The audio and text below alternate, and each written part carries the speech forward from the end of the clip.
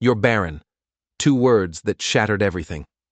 Lydia Harrow traveled 1,400 miles to become Jonas Caldwell's wife, only to watch him tear up their marriage contract the moment he read her medical letter.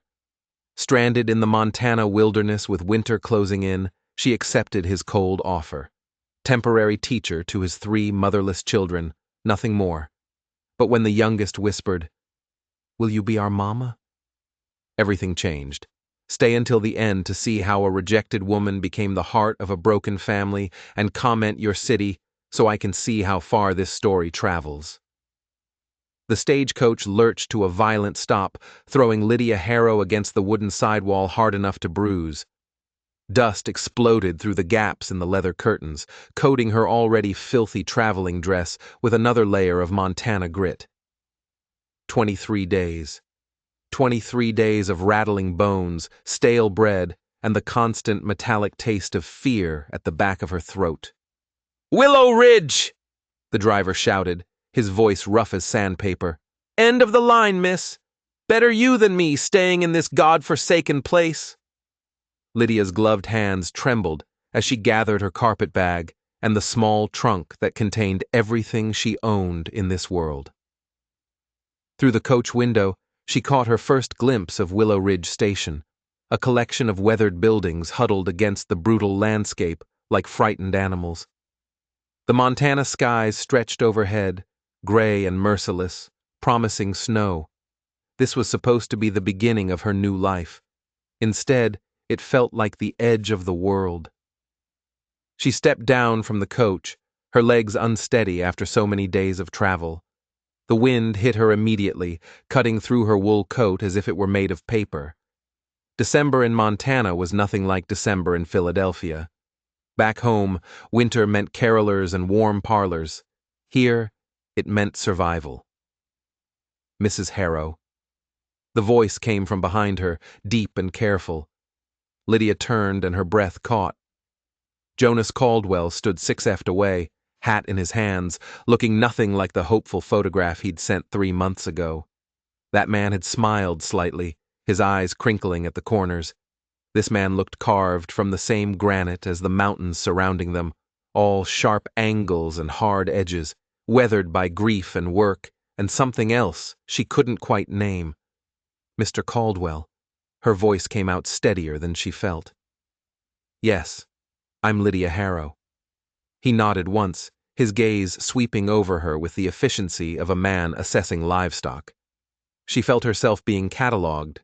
Too thin, probably too pale, city soft, everything a frontier rancher didn't need in a wife.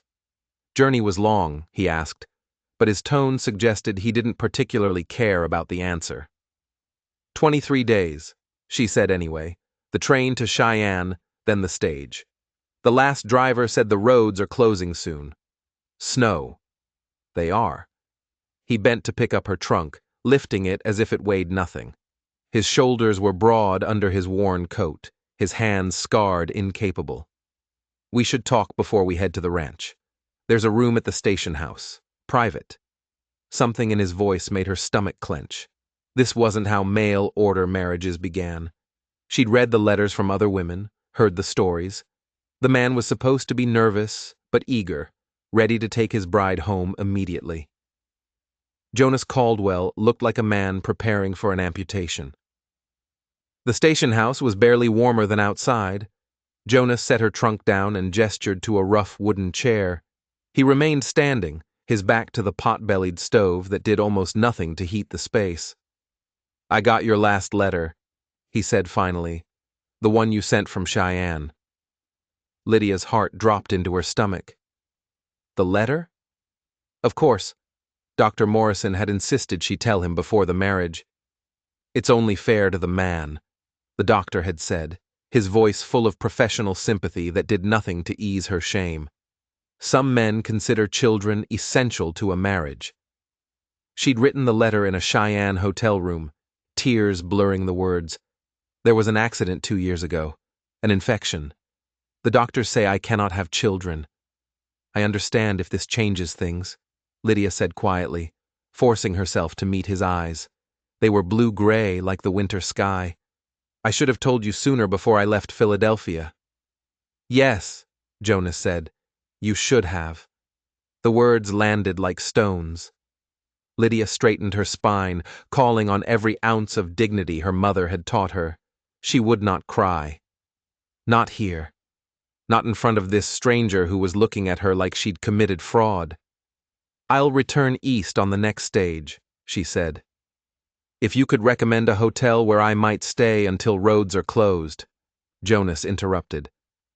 Next stage won't come through until spring, assuming the pass is clear at all. The room seemed to tilt, but the driver said, Driver was talking about the main road. That'll stay passable another week, maybe 2, but getting a stage to come back through here. Jonas shook his head. We're too far from the main route. Nobody's going to risk horses and passengers on these roads until April at the earliest. 5 months. She was stranded here for 5 months.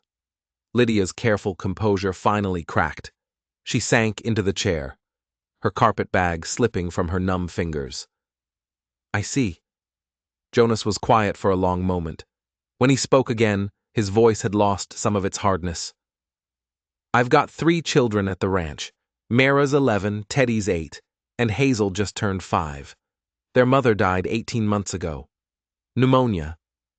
I'm sorry, Lydia whispered. They need schooling, Jonas continued as if she hadn't spoken. Mira can read well enough, but Teddy struggles and Hazel doesn't know her letters at all. I'm no teacher. I can barely keep the ranch running and keep them fed and safe. Lydia looked up slowly, understanding beginning to dawn. You said in your letters you were a teacher back in Philadelphia, Jonas said. That true? Yes. I taught at Miss Preston's Academy for Girls, literature and composition primarily, but I can teach arithmetic. And good. You can stay at the ranch through winter. Teach the children, earn your keep that way. His jaw tightened. Separate rooms, separate arrangements. Come spring, when the roads open, I'll pay your passage back to Philadelphia or wherever you want to go. It wasn't a proposal. It was a business arrangement. The kind of cold transaction that made her mother's warnings echo in her head. Men only want one thing from a wife, Lydia. If you cannot give them children, they will cast you aside. But what choice did she have? 5 months in a strange town with no money, no friends, no shelter, or 5 months as a governess on a ranch, at least warm and fed? I accept, Lydia said quietly. Thank you for your generosity. Jonas's expression didn't change. It's not generosity, it's practical. We leave in an hour. Dress warm. The ride to the ranch takes 3 hours, and the temperature drops fast once the sun goes down. He left her alone in the cold room, and Lydia finally let the tears come. The ranch appeared out of the gathering darkness, like something from a fever dream. A sprawling log house with smoke curling from 2 chimneys, surrounded by outbuildings she couldn't identify in the gloom. Fences stretched into the distance containing shadows that might have been cattle or horses. The wind had picked up during the journey, and Lydia could barely feel her face despite the wool scarf Jonas had wordlessly handed her an hour earlier. Stay close to me, Jonas said as he helped her down from the wagon. His hands were steady on her waist, gone as soon as her feet touched ground. Children don't know you're coming. Didn't want to get their hopes up in case I wasn't suitable. Lydia didn't need him to finish the sentence. The front door burst open before they reached the porch, and 3 small figures tumbled out in a chaos of voices and movement. Papa, you're home. Did you bring supplies? Mrs. Henderson said you might bring peppermints. Teddy pushed me in the mud, and Mira wouldn't. Enough. Jonas's single word cut through the noise like a knife. 3 children froze on the porch steps, their eager faces suddenly wary. Inside, all of you, we need to talk. The children retreated, and Lydia got her first clear look at them in the lamplight spilling from the doorway.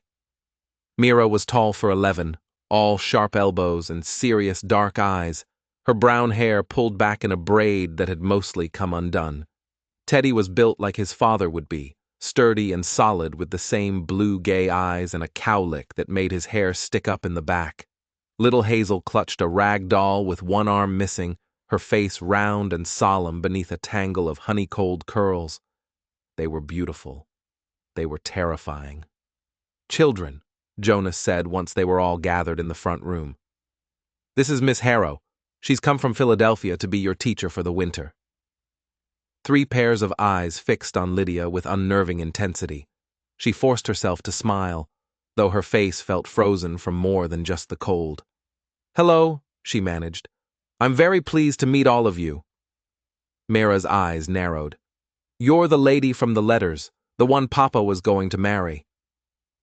The room went silent. Even the fire seemed to stop crackling. "Mira," Jonas said, his voice low in warning. "But you're not, are you?" Mira continued, her chin lifting in defiance. "You're going to be our teacher, not our mother." "That's enough!"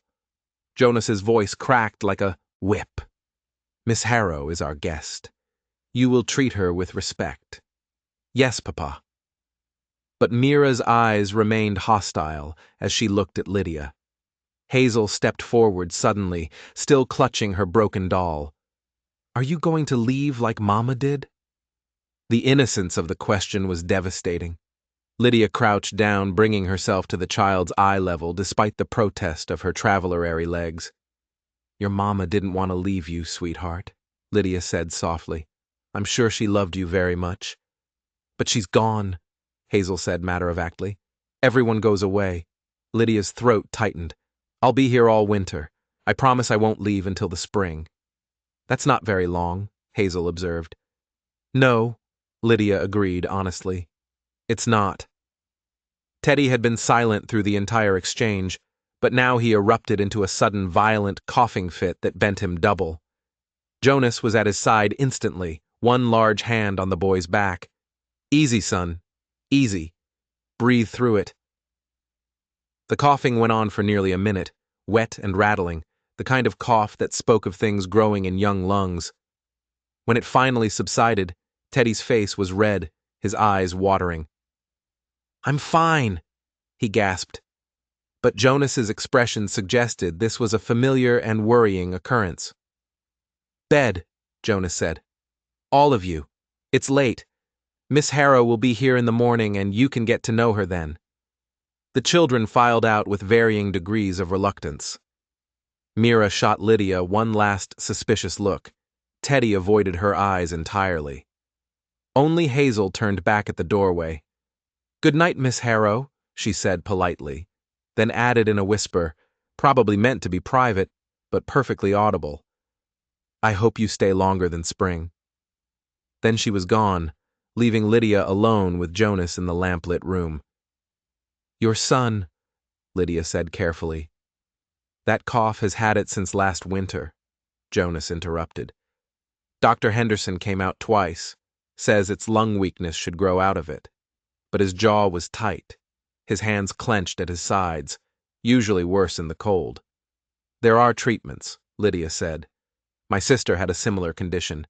Steam inhalations, warm compresses, certain herbs. You a doctor now, too?" The word stung. Lydia straightened, feeling the exhaustion of 23 days of travel finally catching up with her. "No, I'm simply offering what I know." Jonas rubbed his face with both hands, suddenly looking as tired as she felt. "I'm sorry. That was uncalled for. It's been a long day for both of us." He showed her to a small room off the kitchen, probably meant for a hired hand with barely enough space for a narrow bed and a washstand. But it was clean, and the blankets looked thick and warm. "There's water in the pitcher," Jonas said. Gets cold fast, so use it soon if you want to wash. Breakfast is at dawn. Children eat first, then we do chores. Then you can start lessons around 8. "Mr. Caldwell," Lydia said, stopping him before he could leave. "Thank you for not sending me away, for giving me this chance." Something flickered across his face. Regret, maybe, or anger, or grief. It was gone too quickly to identify. "Don't thank me yet," he said. "Winter here is hard. Spring feels impossible. You might be cursing my name by February." He closed the door behind him, leaving Lydia alone in the strange room that smelled of wood smoke and unfamiliar soap. She sank onto the bed, still wearing her traveling clothes, too exhausted to even remove her boots. Through the thin walls, she could hear Jonas moving through the house, banking fires, checking locks, the sounds of a man who'd learned to do everything alone because he had no choice. Lydia closed her eyes and saw again the way Hazel had looked at her, that desperate hope poorly disguised by a 5-year-old's attempt at casual questioning. I hope you stay longer than spring.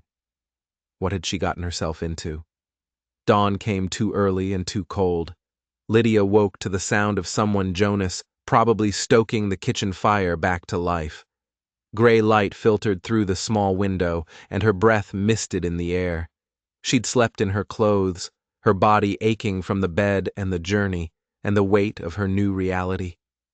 She forced herself up, washed quickly in the ice-cold water, and changed into a fresh dress, sensible gray wool, appropriate for a governess. When she emerged into the kitchen, she found Jonas already dressed, pouring coffee from a battered pot. "Children are still sleeping," he said without preamble. "You want breakfast?" "I can prepare it," Lydia offered, "if you tell me where things are kept." Jonas gestured vaguely at the cupboards. "Oats are in the blue tin, molasses on the shelf. We eat simple here." They worked in awkward silence. Jonas standing by the window with his coffee, Lydia figuring out the rhythm of the stove and the supplies. The porridge was bubbling when small footsteps announced the children's arrival. Hazel appeared first, still in her nightgown, her hair a wild halo around her sleep-soft face. She stopped in the doorway, staring at Lydia with wide eyes, as if she'd forgotten overnight that a stranger now lived in their house. "Good morning," Lydia said gently. "Breakfast is almost ready." "You're still here," Hazel whispered. "I told you I would be." Mira and Teddy arrived moments later, Mira already dressed, Teddy yawning widely. They took their places at the rough wooden table with the ease of routine, and Lydia served them each a bowl of porridge with molasses. "Thank you, Miss Harrow," Hazel said solemnly. Mira said nothing, just picked up her spoon and ate with mechanical efficiency. Teddy stirred his porridge absently, not eating. "Not hungry?" Lydia asked. "Chest hurts?" Teddy mumbled. Jonas's head snapped around. "Since when?" "Last night after the coughing." Teddy's voice was small, ashamed. "It's not bad, Papa. I'm fine. Let me see." Jonas crossed to his son, pressing careful fingers against the boy's chest, his face tight with worry. "Tender here. A little." Lydia watched the interaction, noting how Teddy tried to minimize his discomfort, how Jonas's hands shook slightly despite their gentleness. A father terrified of losing another person he loved. "I'll prepare a chest compress after breakfast," Lydia said quietly. "If that's all right with you, Mr. Caldwell." Jonas met her eyes across the table. She expected him to refuse to tell her once again that she was overstepping. Instead, he nodded once curtly. "Appreciate." After breakfast, the children were dispatched to morning chores. Mira to gather eggs, Hazel to feed the chickens with her father's supervision. Teddy excused due to his chest pain. Lydia found herself alone in the kitchen with the boy, gathering what she needed. "Does it hurt bad?" she asked as she set a pot of water to boil. Sometimes Teddy watched her work with cautious curiosity. "How come you know about chest sickness?" "My little sister Elizabeth, she had weak lungs too.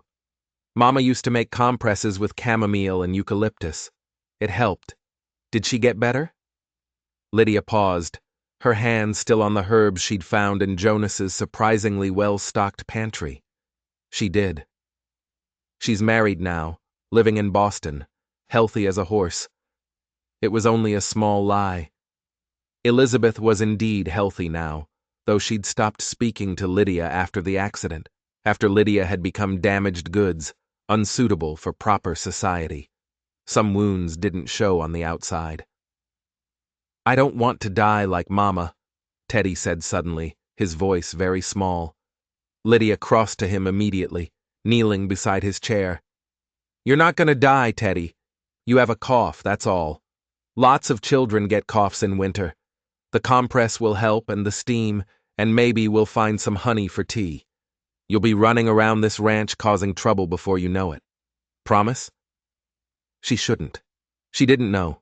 She wasn't a doctor, just a failed bride with some childhood memories of helping her mother. But Teddy's eyes were so desperate, so afraid. "I promise to do everything I can to help you feel better," Lydia said carefully. "How's that?" Teddy considered this, then nodded. "Okay." The compress seemed to help. By the time Jonas returned with the girls, Teddy was breathing easier, some color back in his cheeks. Jonas's eyes found Lydia's across the room, and something passed between them. Not quite gratitude, but an easing of hostility. Progress, however small. "Time for lessons," Jonas said. I cleared the table in the front room. "Miss Harrow will need books and slates. They're in the trunk by the window. Mira, you're to help her set up and behave yourself. Understand?" "Yes, Papa." Mira's tone was beautiful, but her eyes remained mutinous. Jonas left to tend to ranch work, and Lydia was alone with the 3 children who would be her entire world for the next 5 months. Teaching the Caldwell children was like trying to tame 3 wild animals with different natures. Mira was brilliant but stubborn, reading far beyond her age level, but refusing to show off, as if intelligence were somehow shameful. Teddy struggled with letters, but excelled at numbers, able to calculate feed costs and cattle weights in his head faster than Lydia could with paper. Hazel simply wanted attention, any attention, and would do anything to keep Lydia's eyes on her. "I can write my name," Hazel announced on the second day, showing Lydia a slate covered in shaky letters that spelled Hazel. "That's wonderful," Lydia praised. "You're missing one letter, though. Do you know which one?" Hazel studied her slate seriously. "The wiggly one."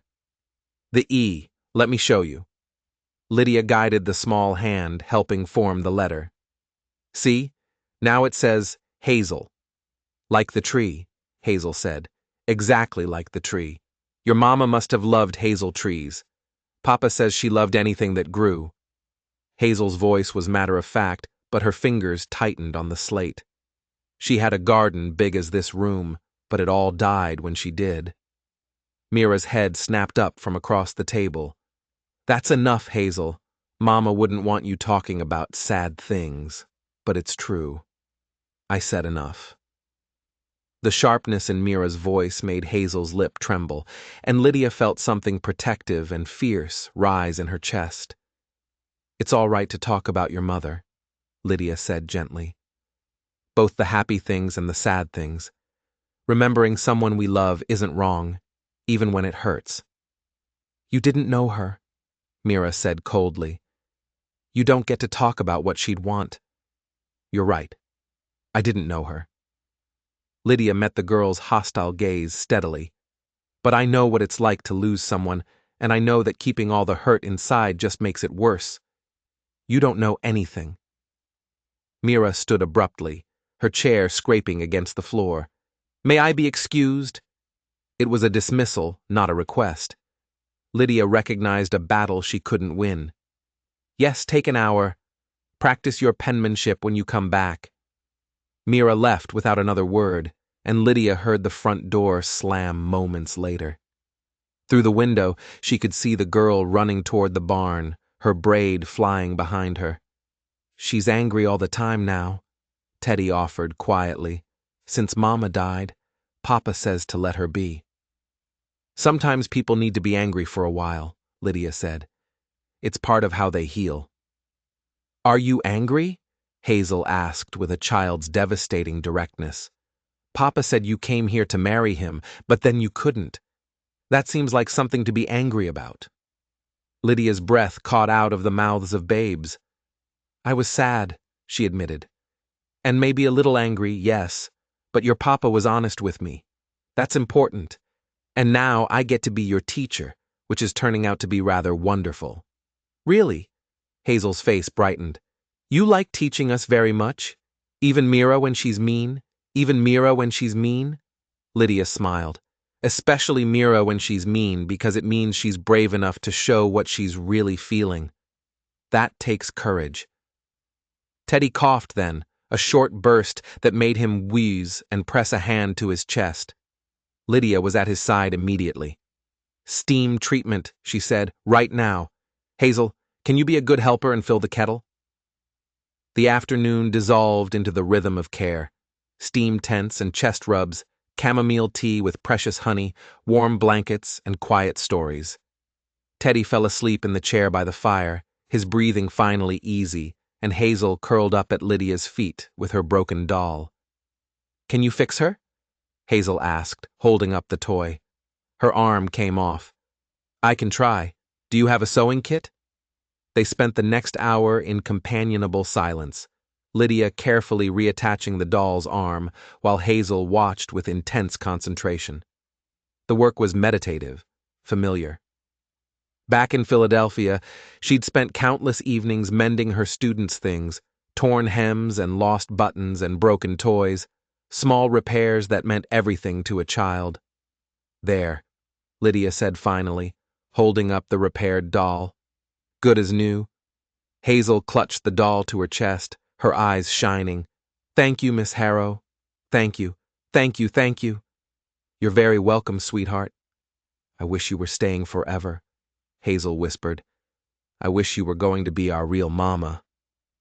The words landed like a punch to Lydia's sternum. Before she could formulate a response, the front door opened and Jonas entered, stamping snow from his boots. His eyes took in the scene. Teddy sleeping peacefully, Hazel clutching her repaired doll, Lydia with needle and thread still in her hands. "How's the boy?" he asked. "Much better. The steam treatments are helping. He should sleep well tonight." Jonas nodded, something easing in his shoulders. He looked at Hazel. "Time to help with supper. Go wash your hands." Hazel scampered off, still holding her doll, and Jonas moved closer to where Lydia sat. In the lamplight, she could see the exhaustion carved into his face, the worry that lived permanently in the lines around his eyes. "Thank you," he said quietly, for helping him, for he gestured vaguely at the doll Hazel had carried away. "For being kind to them. They're good children," Lydia said. "You've raised them well, Mr. Caldwell." "Jonas," the word came out rough, as if he wasn't used to offering it. "If you're living in my house teaching my children, you should call me Jonas." "Lydia," she replied, "since we're being informal." He almost smiled. "Almost. Fair enough, Lydia." The use of her Christian name felt intimate in a way that made her pulse quicken. Dangerous. She stood quickly, gathering her sewing things. "I should help with supper." But before she could escape, Mira appeared in the doorway, her face flushed from cold and running. She looked at her father, then at Lydia, then back to her father. "Is she really staying?" Mira asked. "Or is she going to leave as soon as it gets hard?" "As soon as we start to." She stopped, pressing her lips together hard. "As soon as you start to what?" Jonas asked gently. "Love her," Mira whispered, "like we loved Mama." The room went absolutely silent. Lydia felt tears prick her eyes, but Mira's face was fierce, defensive, daring either of them to make fun of her admission.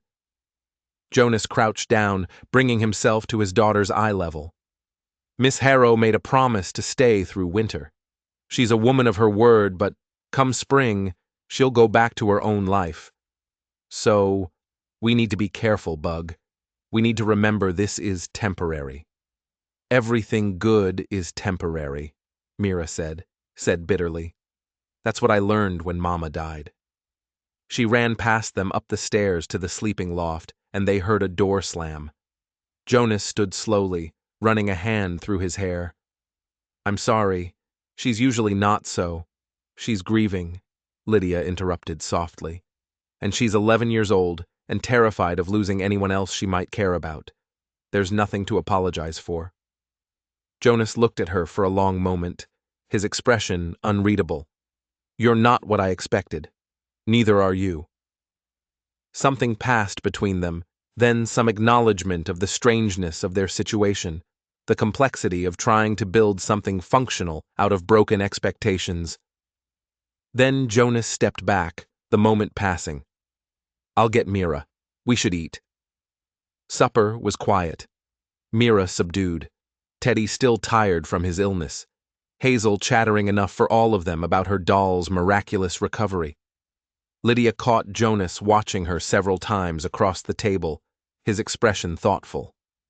That night, lying in her narrow bed, Lydia listened to the house settle around her, the creak of floorboards as Jonas checked on the children, the whisper of wind against the windows, the distant call of something wild in the darkness.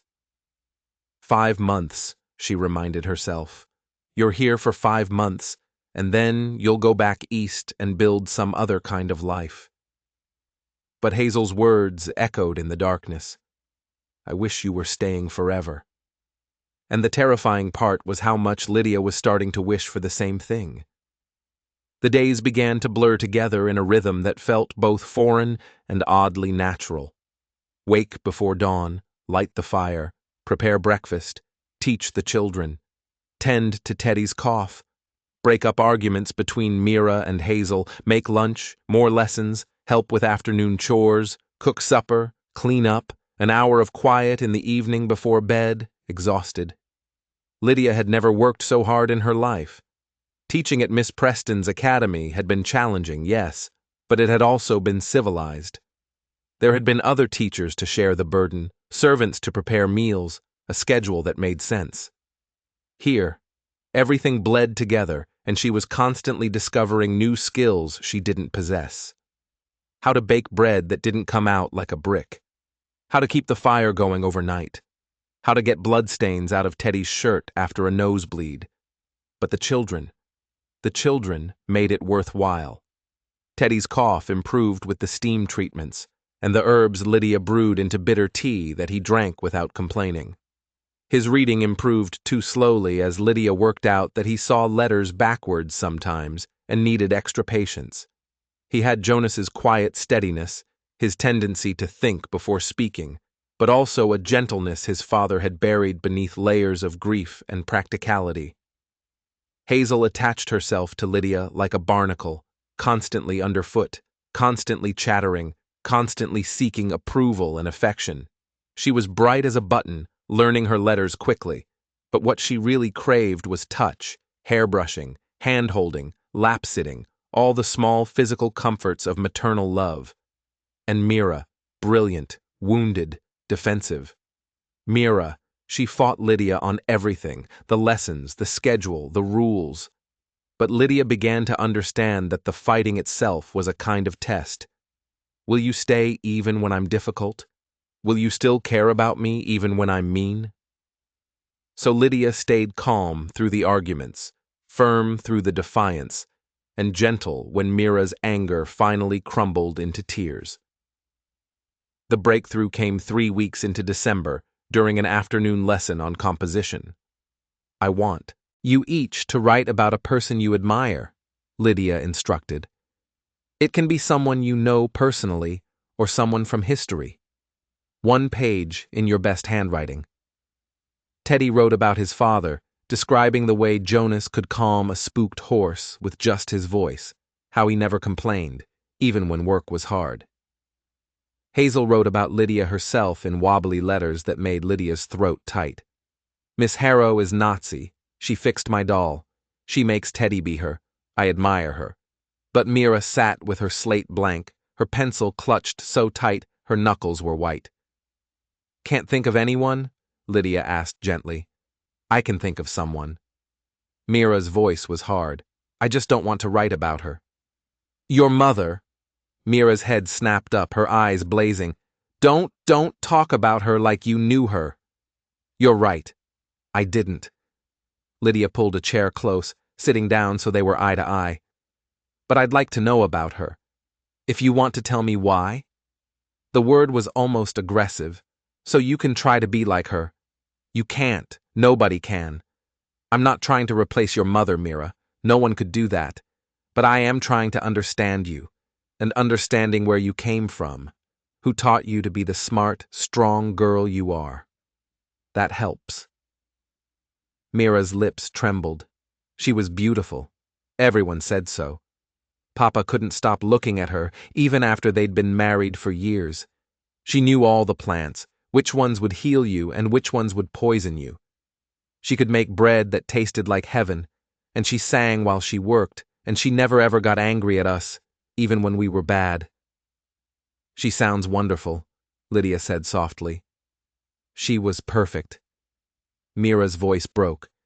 "And then she got sick, and Papa brought the doctor. But the doctor was stupid and didn't know anything, and she just got worse and worse. She couldn't breathe at the end. She kept trying to tell us things, important things, but she couldn't get enough air. And then one morning, she was just empty, like her soul had left, but her body didn't know it yet." Tears were streaming down Mira's face now, and Lydia couldn't stop herself. She pulled the girl into her arms, and Mira collapsed against her, sobbing in great gasping breaths that shook her whole body.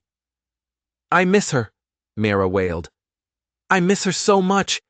And it doesn't get better, it just gets worse because every day there's something else she's missing, and every day I forget something else about her. I can't remember what her voice sounded like anymore. I try to hear it in my head and I can't." "Oh, sweetheart." Lydia held her tighter. "I'm so sorry. I'm so sorry." They stayed like that for a long time, Mira crying while Lydia held her, murmuring wordless comfort. Teddy and Hazel watched with wide eyes from across the room, uncertain what to do. Finally, Mira's sobs quieted to hiccups. She pulled back, wiping her face with her sleeve. "I got your dress wet," she mumbled. "I don't care about the dress." Mira looked up at her, eyes red-rimmed and searching. "Do you promise you won't try to make us forget her? Some people said Papa should remarry quick, so we'd forget and not be sad anymore. But I don't want to forget." "I would never ask you to forget your mother," Lydia said firmly. "She's part of who you are, part of what makes you wonderful. You should remember her every single day and talk about her whenever you want to and love her for the rest of your life. That's not sad. That's beautiful." Mira studied her face for a long moment, then, almost shyly, "Can I still write about her for the assignment? I would love that." The page Mira produced was the most beautiful thing Lydia had ever read. 3 pages instead of 1, in careful script describing Sarah Caldwell in such vivid detail that Lydia felt she knew the woman. By the time she finished reading, there were tears on her own cheeks. "This is extraordinary, Mira," she said. "Your mother would be so proud of you." For the first time since Lydia had arrived, Mira smiled at her. A real smile, small but genuine. That night, after the children were in bed, Lydia found Jonas on the front porch despite the cold, staring out at the snow-covered valley. "She wrote about her mother today," Lydia said, wrapping her shawl tighter against the wind. "Mara, for a composition assignment, it was beautiful."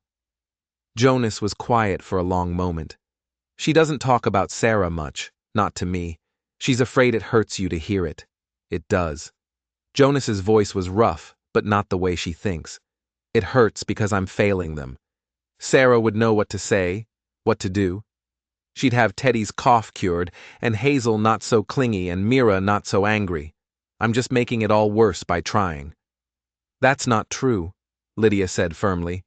"You're keeping them safe and fed," snorts, "and warm. You're teaching them to be strong and capable. Those aren't small things, Jonas." He turned to look at her, and in the moonlight his face was all shadows and sharp edges. "You're good with them. Better than I expected. I love teaching." The words came out more honestly than Lydia intended. "And your children are special. Challenging sometimes, but special. They're getting attached to you. It wasn't quite an accusation, but almost. I've seen it. Hazel follows you everywhere. Teddy talks about you at supper. Even Mirror is starting to soften." "I'm sorry." Lydia's stomach churned with guilt. "I'm trying not to." "I'm not blaming you," Jonas interrupted. "I'm just worried. Come spring when you leave, it's going to be hard for them. It's going to be hard for me too, Lydia thought, but didn't say. Instead, I'll be as careful as I can. Jonas nodded, then reached out and did something unexpected. He brushed snow off her shoulder where it had fallen from the porch roof, his hand gentle and brief. You should go in.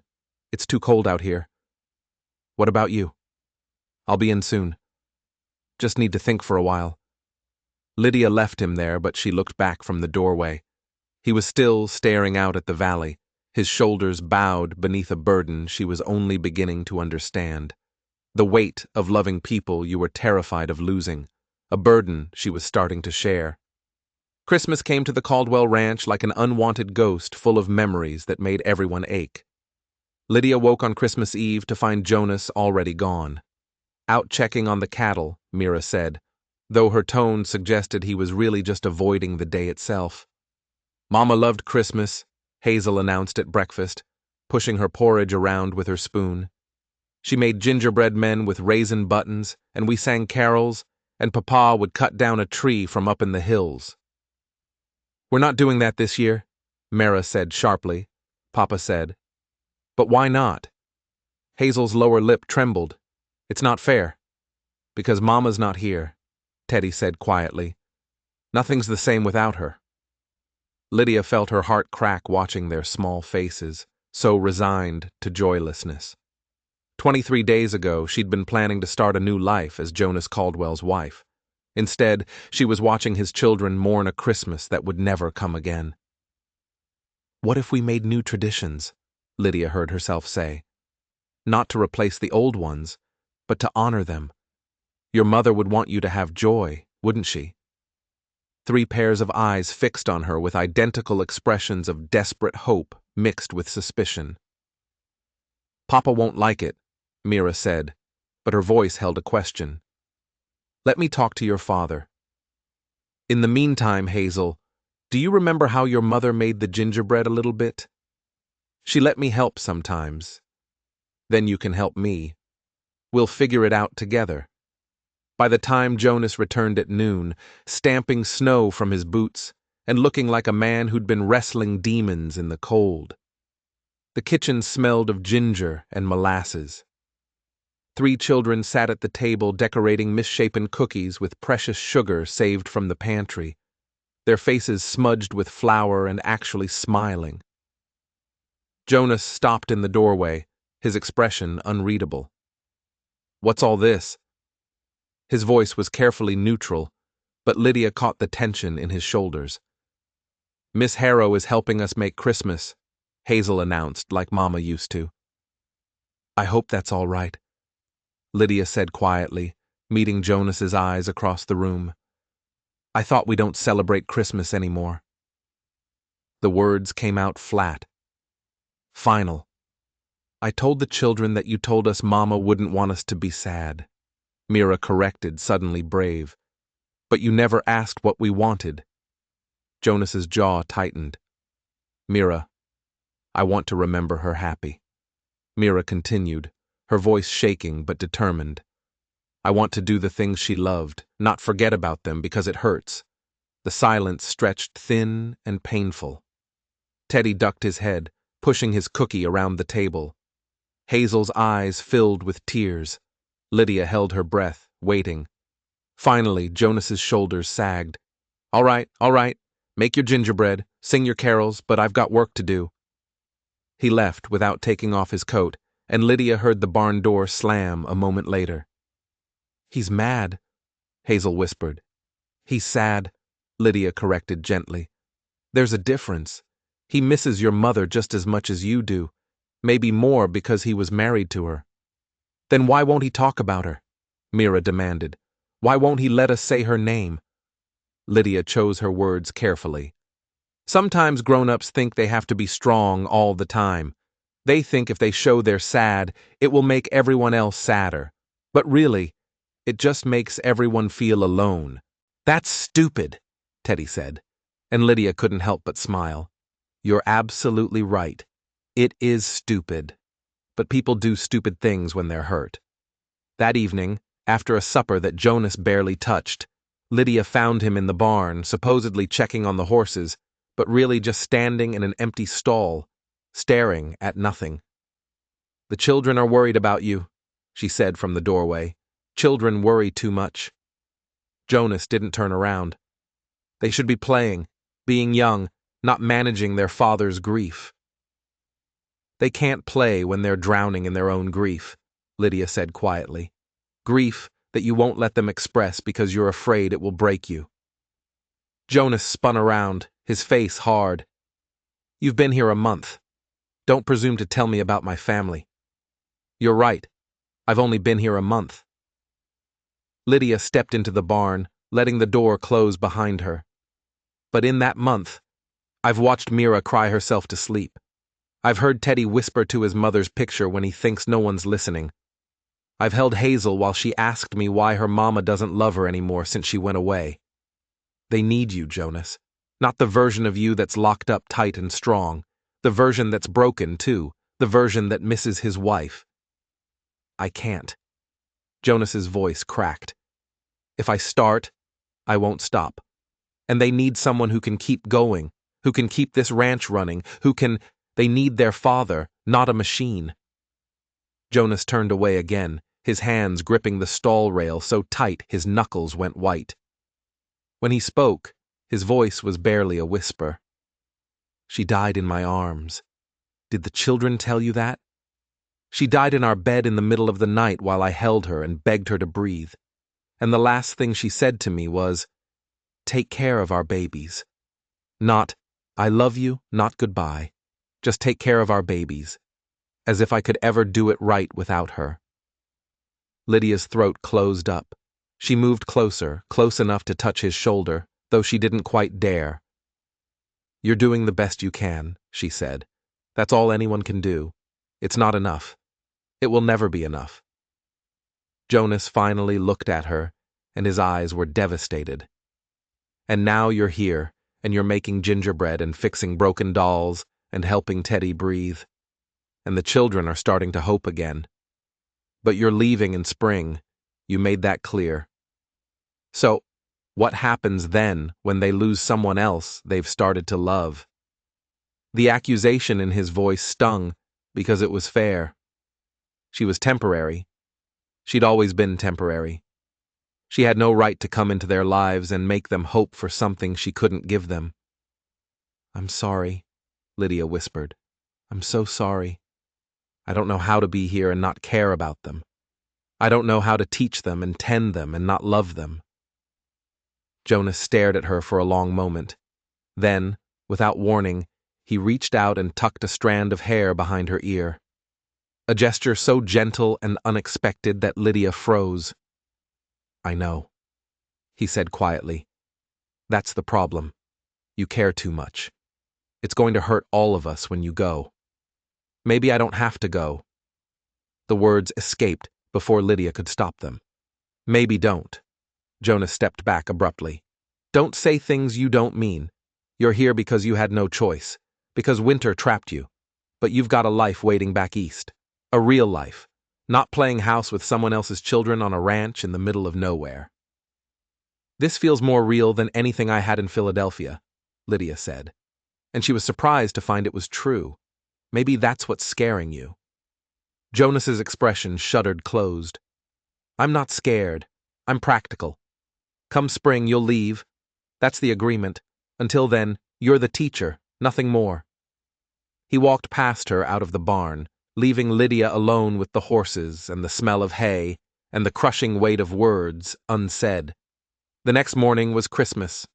The children woke early, excited despite their father's darkness, and Lydia helped them hang the few decorations they'd made: paper chains, dried berry garlands, drawings of snowflakes. It was humble compared to the Christmases Lydia remembered from Philadelphia. But there was something pure about it, something honest. Jonas came down to breakfast, looking like he hadn't slept. But when Hazel threw her arms around his waist and wished him, "Happy Christmas, Papa," he managed a small smile. "Happy Christmas, Hazelnut." They ate the gingerbread cookies for breakfast, which made Teddy laugh and Mira roll her eyes but smile. Lydia had nothing to give the children as gifts. She'd arrived with barely anything of her own, but she told them stories instead, tales of Christmas in the city, of ice skating and carolers, and the grand tree in Washington Square. It sounds magical, Hazel breathed. It was, Lydia admitted, but different magic than this. What magic is here? Teddy asked skeptically. It's just snow and cold. Lydia looked around at the three children, at Jonas, watching them from across the room, at the humble house that had somehow become a home. The magic of people choosing to love each other even when it's hard, she said. That's the strongest magic there is. Jonas's eyes met hers, and something passed between them, an acknowledgement, a warning, a wish. She couldn't tell which. That afternoon, while the children napped, Jonas surprised everyone by bringing in a small pine tree he'd apparently cut that morning before dawn. It was scraggly and lopsided, but the children screamed with delight. "Thought you might need something to decorate?" Jonas said gruffly, avoiding Lydia's eyes. They spent the rest of Christmas Day making it beautiful with what they had. More paper chains, bits of ribbon, even some of Lydia's hairpins twisted into ornaments. It was the ugliest, most wonderful Christmas tree Lydia had ever seen. That night, after the children were finally asleep, drunk on cookies and joy, Lydia found Jonas on the porch again. She was learning this was his thinking place, his grieving place. "Thank you," she said softly, "for the tree. It meant everything to them." "Sarah would have wanted it," Jonas said. "You were right about that. She'd hate me for trying to skip Christmas just because it hurt. You loved her very much. I did. I do." Jonas looked at Lydia, his expression complicated. "But loving someone who's gone, it's like carrying around a wound that never quite heals. You learn to live with it, but it never stops hurting. I'm sorry. Stop apologizing. You didn't cause this." Jonas was quiet for a moment then. "I'm the one who should apologize for what I said last night about you playing house. That was cruel. It was honest. It was scared." Jonas's admission was barely audible. "You were right. I am scared. Scared of caring about someone again. Scared of the children caring about someone who will leave.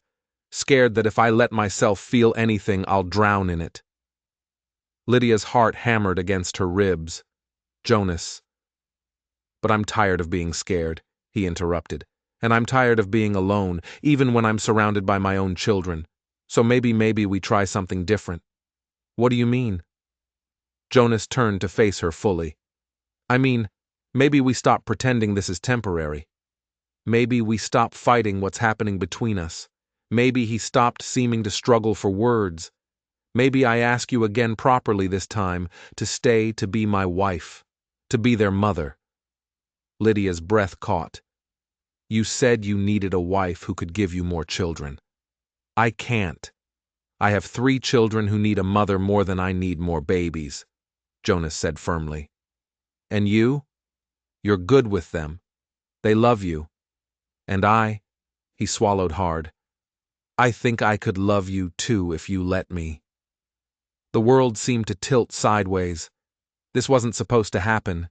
She was damaged goods, the mail-order bride who'd been rejected, the woman no one wanted. And yet here was Jonas Caldwell asking her to stay, asking her to be his wife. "I don't know what to say," Lydia whispered. "Say you'll think about it," Jonas said. "That's all. Just think about it." Before she could answer, a sound split the night. Teddy coughing, but not the usual cough. This was worse, violent, ending in a horrible wheezing gasp that meant he couldn't breathe. They both ran. Teddy was sitting up in bed, clutching his throat, his face turning red then purple. Mira stood beside him, frozen in terror. Hazel was crying. "Get him to the kitchen," Lydia ordered, her voice snapping into the authoritative tone she'd used with panicking students near the stove. "Mira, start water boiling. Hazel, get me all the blankets you can carry." Jonas carried his son downstairs while Lydia raced to gather her supplies. The herbs, the cloths, everything she'd been using to treat Teddy's condition. But this was different. This was a full attack, the kind that could kill. She made a steam tent with blankets over Teddy in the boiling pot, added eucalyptus and chamomile, and climbed under with him, holding him against her chest. "Breathe with me," she commanded. "In through your nose, out through your mouth. Nice and slow. You can do this, Teddy. I know you can."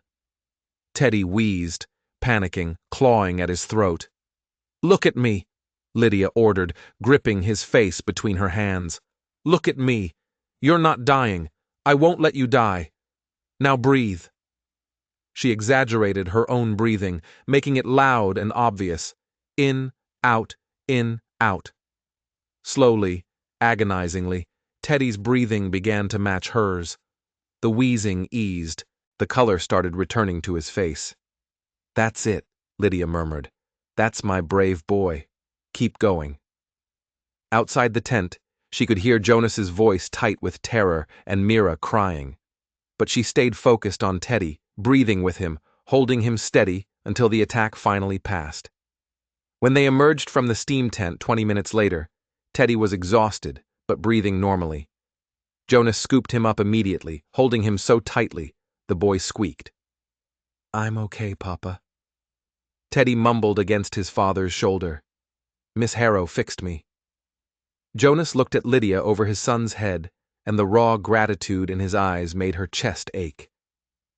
"Thank you," he mouthed, silently. Lydia could only nod, her own hands shaking now that the crisis had passed. They kept Teddy downstairs for the rest of the night, taking turns watching him, making sure he kept breathing. Hazel refused to go back to bed, curling up next to her brother. Mira sat in the corner, hugging her knees, her face pale. As dawn broke gray and cold through the windows, Teddy finally fell into a deep, peaceful sleep. Jonas carried him upstairs, and the girls followed. Lydia was left alone in the kitchen, surrounded by the evidence of her makeshift hospital, wet blankets, herb packets, the still steaming pot. She sank into a chair, suddenly bone-tired. "You saved his life." She looked up to find Jonas in the doorway, his face haggard. "I did what I could. It might happen again. He needs to see a real doctor, Jonas. Someone with actual training. Closest doctor is 2 days' ride in good weather, and winter might as well be on the moon." Jonas moved closer, then did something that shocked her. He knelt beside her chair, taking her hands in his. "But you knew what to do. You kept him calm. You breathed him through it. That's not something from a book. That's something from the heart." Lydia's eyes filled with tears. "I was so scared. I thought, I know, so was I." Jonah squeezed her hands. "But you didn't freeze. You didn't panic. You saved my son." "Our son?" Lydia whispered without thinking. If I say yes, he'd be our son." Jonas's face transformed. "Is that a yes?" "I don't know. I need." But she never finished the sentence because Teddy's voice called weakly from upstairs. "Miss Harrow, I'm thirsty." Jonas helped her to her feet, steadying her when she swayed. "We'll talk later about everything, but for now, our son needs water," Lydia finished, and felt a strange thrill at the word hour. The days after Christmas brought a cold snap that froze the world solid. Going outside meant risking frostbite. The animals huddled together for warmth. Even inside near the fires, breath misted in the air. And then, on a bright January morning that hurt to look at, riders appeared on the horizon. Jonas spotted them first from the window and immediately tensed. "Company. Stay inside with the children." But Lydia saw his hand go to the rifle above the fireplace, and her stomach clenched. "What's wrong?" "That's Silas Hargrove's horse in front," Jonas said grimly. "He doesn't make social calls." Silas Hargrove turned out to be a mountain of a man with a thick beard and eyes like chips of ice. He arrived with 3 men, all armed, all looking like they'd rather be anywhere else. They stopped their horses 20 ft from the porch, and Hargrove remained mounted, looking down at Jonas with clear contempt. "Caldwell," Hargrove said, "we need to talk about the creek." "Nothing to talk about," Jonas replied, his voice level, but his body radiating tension. "The creek runs through my land. Has for 15 years. Your deed says east boundary is the tree line. Creeks past the tree line. That makes it mine. The hell it does. My deed specifically mentions water rights to Willow Creek. You know that, Silas. Everyone knows that." Harrove's smile was unpleasant. Funny thing about old deeds. Sometimes they're unclear. Sometimes they need to be interpreted by a judge. And Judge Morrison, he's a friend of mine. Lydia watched from the window, her heart pounding. Mira pressed against her side, and Lydia could feel the girl trembling. "Papa won't let him take the creek," Mira whispered. "We'll die without that water for the cattle." "What does he want?" Lydia asked. "Our land. He's been trying to buy us out since Mama died. Says Papa can't manage alone, that we should sell and move to town." Outside, Jonas's voice rose slightly. "You bring a judge out here, Silas, and I'll fight you every step. I've got the original deed. I've got surveyor maps.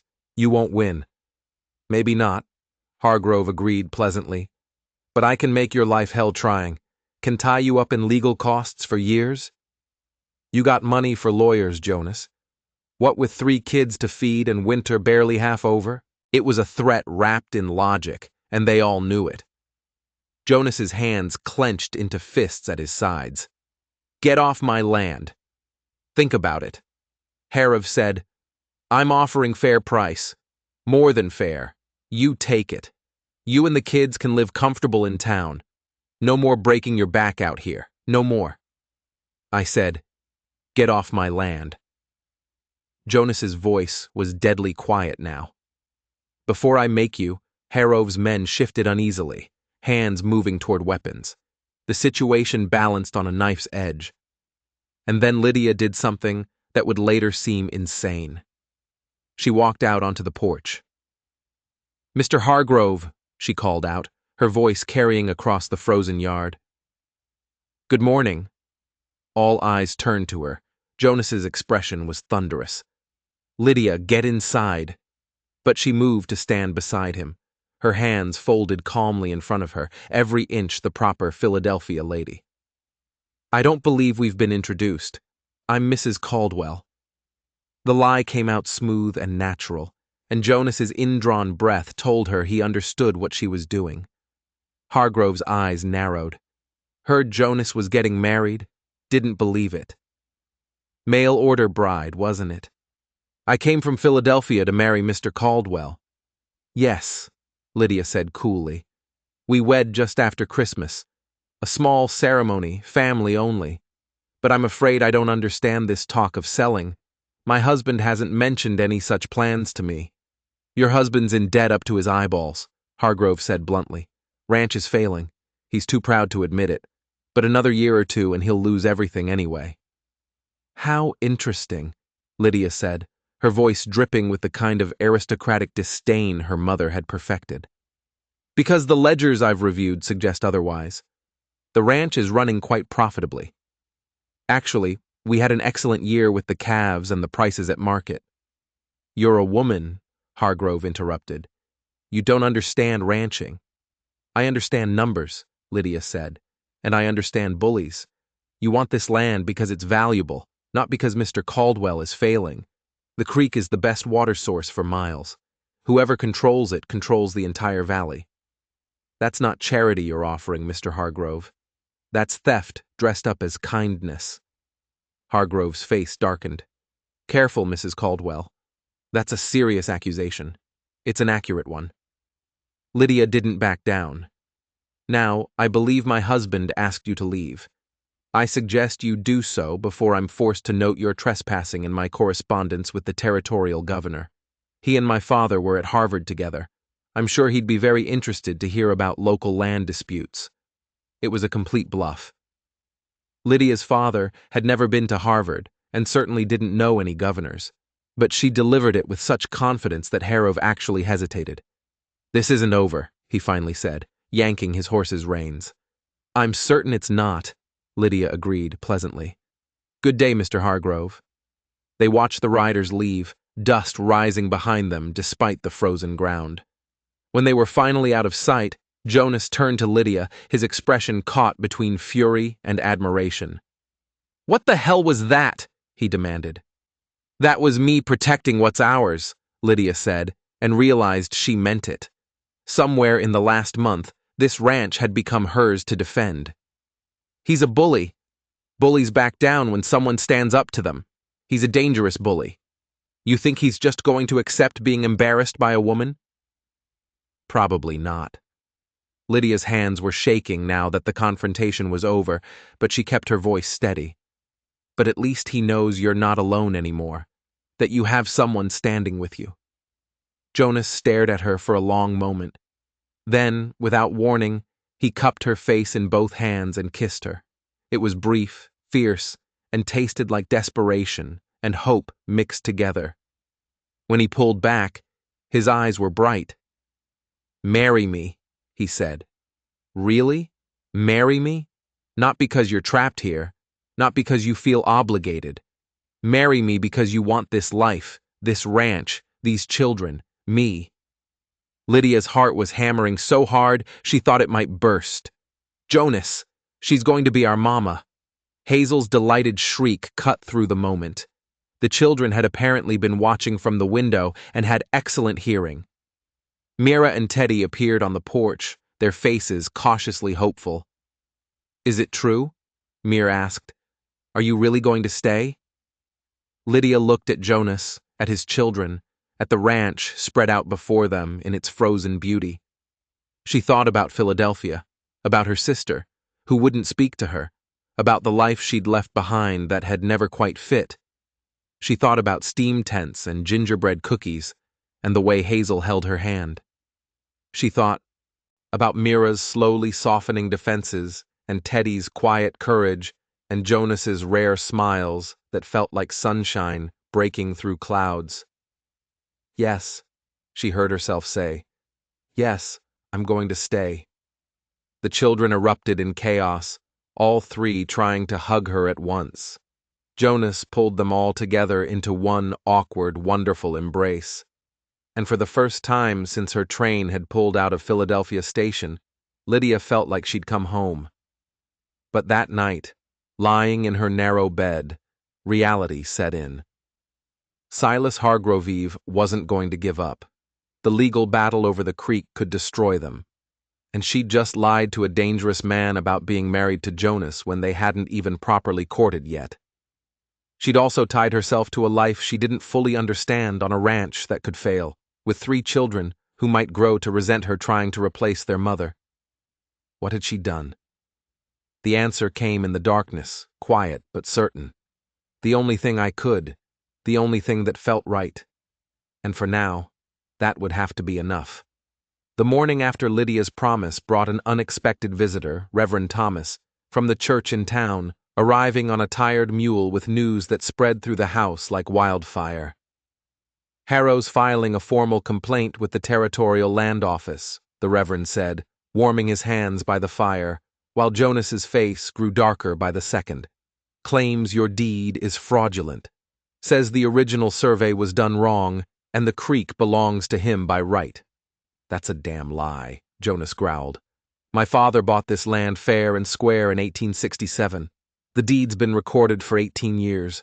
I know that, son. Everyone knows that. But Hargrove's got money for lawyers, and you know how these things go. Judge Morrison won't rule against him without a fight." Reverend Thomas looked apologetic. "I came to warn you and to offer what help I can." Lydia brought coffee, her mind racing. She'd studied law briefly. Her father had insisted all his daughters understand contracts before marriage.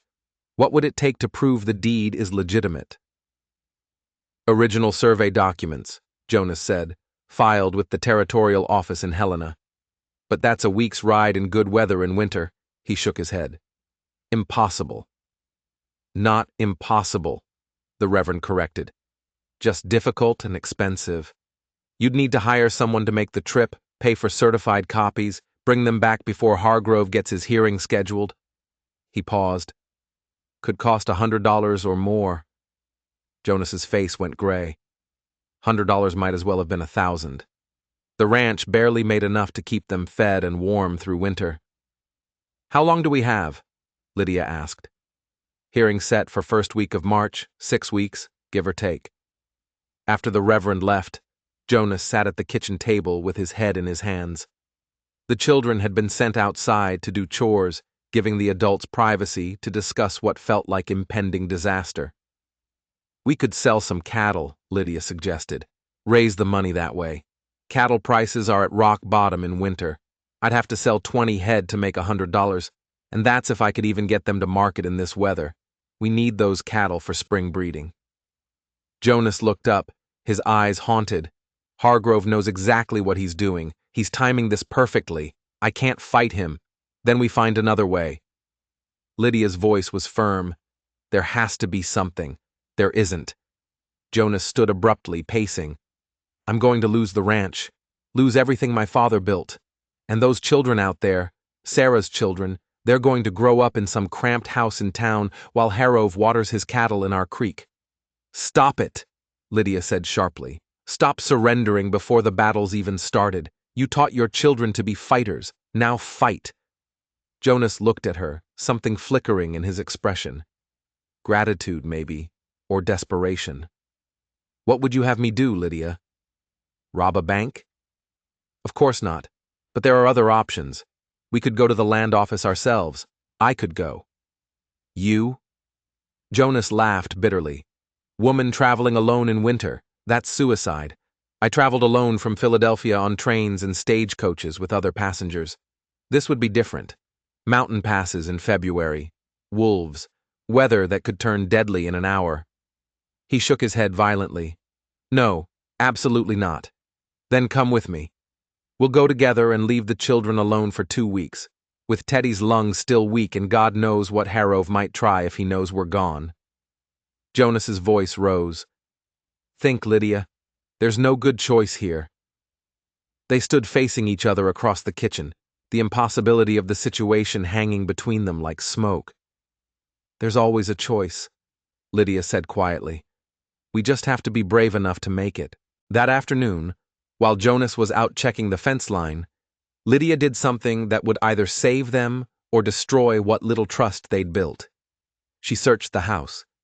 She found it in a trunk in Jonas and Sarah's old bedroom, the room Jonas no longer slept in, preferring the smaller room downstairs. Papers, neatly organized and labeled in a woman's careful hand. Sarah's hand, Lydia realized, feeling like an intruder in a dead woman's private space. But there, at the bottom of the trunk, was a leather folder marked Land Documents. And inside, miracle of miracles, was a copy of the original survey, yellowed with age, but perfectly legible. A note in Sarah's handwriting was pinned to it. Important. Filed with Territorial Office 1867. Copy made 1883, when Jonas worried about fire. Keep safe. Lydia's hands shook as she read. This was it. This was their defense. Not the original, but a contemporary copy that could at least prove the survey existed, that Jonas's claim wasn't fabricated. She was still holding the folder when Jonas came in, stamping snow from his boots. He froze when he saw her, saw what she held, and his face went through a dozen emotions at once. You went through Sarah's things. His voice was flat, dangerous. I was looking for the survey documents. Jonas, I found you had no right. He crossed the room in 3 strides, snatching the folder from her hands. Those are private. Sarah's private things. You don't touch them. I'm trying to help you by violating my dead wife's privacy, by going through her belongings like some kind of thief. Jonas's face was flushed with anger. You've been here 2 months, Lydia. 2 months? That doesn't give you the right to... I found a copy of the survey, Lydia shouted, her own temper finally breaking. That's what I was trying to tell you before you started accusing me of theft. Your wife, your smart, careful wife, made a copy of the survey in 1883 and saved it in case you ever needed it, and you need it now. Jonas stopped, the folder clutched against his chest. What? Look. Lydia pulled the document from the folder, spreading it on the bed. It's all here. The boundary lines, the creek, everything, dated and notarized. It's not the original, but it proves the original existed, that your claim is legitimate. Jonah stared at the paper, his anger draining away into something that looked like grief. Sarah did this. She protected you. Even knowing she was dying, she protected you. Jonah sat down heavily on the bed, still holding the document. I didn't know. She never told me. She probably did it when she first got sick, when she knew time was running out. Lydia's voice gentled. I'm sorry I went through her things without asking. But Jonas, this could save the ranch. We take this to the land office, show them we have documentation, and Hargrove's case falls apart. It's not the original, Jonas said, but he was studying the document with new hope in his eyes. Will it be enough? I don't know, but it's more than we had an hour ago. Jonas looked up at her, and the complexity in his expression made Lydia's chest tight. Why are you doing this? Fighting so hard for a place that isn't even yours yet? Because it will be mine. Because those children out there deserve to grow up on their family's land. Because you deserve not to lose everything. She paused. And because Sarah left you a gift, the least we can do is use it. Jonas was quiet for a long moment. Then he stood carefully refolding the document. We'll need to take this to Helena, get it verified, submitted as evidence. But you were right about one thing. We can't both go. Someone has to stay with the children. I'll go, Lydia said immediately. Lydia, you're needed here. You know, the ranch, the cattle, how to keep everything running. I'm just the teacher, and I'm the one who found the document. Let me do this. It's too dangerous. Life is dangerous. Lydia moved closer, taking his hands. But hiding from danger doesn't make it go away. Your wife knew that. She fought her illness as long as she could. She prepared for the worst while hoping for the best. Let me honor her courage by being brave, too. Jonas's grip tightened on her hands. If something happened to you, then you'd go on. You'd take care of the children. You'd keep fighting. That's what we do. She smiled slightly. Besides, I didn't survive 23 days of travel just to be defeated by a simple trip to Helena. There's nothing simple about it. Then it's a good thing I'm not a simple woman. Despite everything, Jonas laughed. No, you're really not. That evening, over supper, they told the children. The reaction was immediate and loud. You can't go alone. Mira's face was white. What if something happens? What if you don't come back? I'll come back, Lydia promised. I swear it. Mama said she'd get better, and she didn't, Teddy said, his voice small. People don't always come back when they promise. The pain in his words cut deep. Lydia knelt beside his chair, taking his face in her hands. You're right.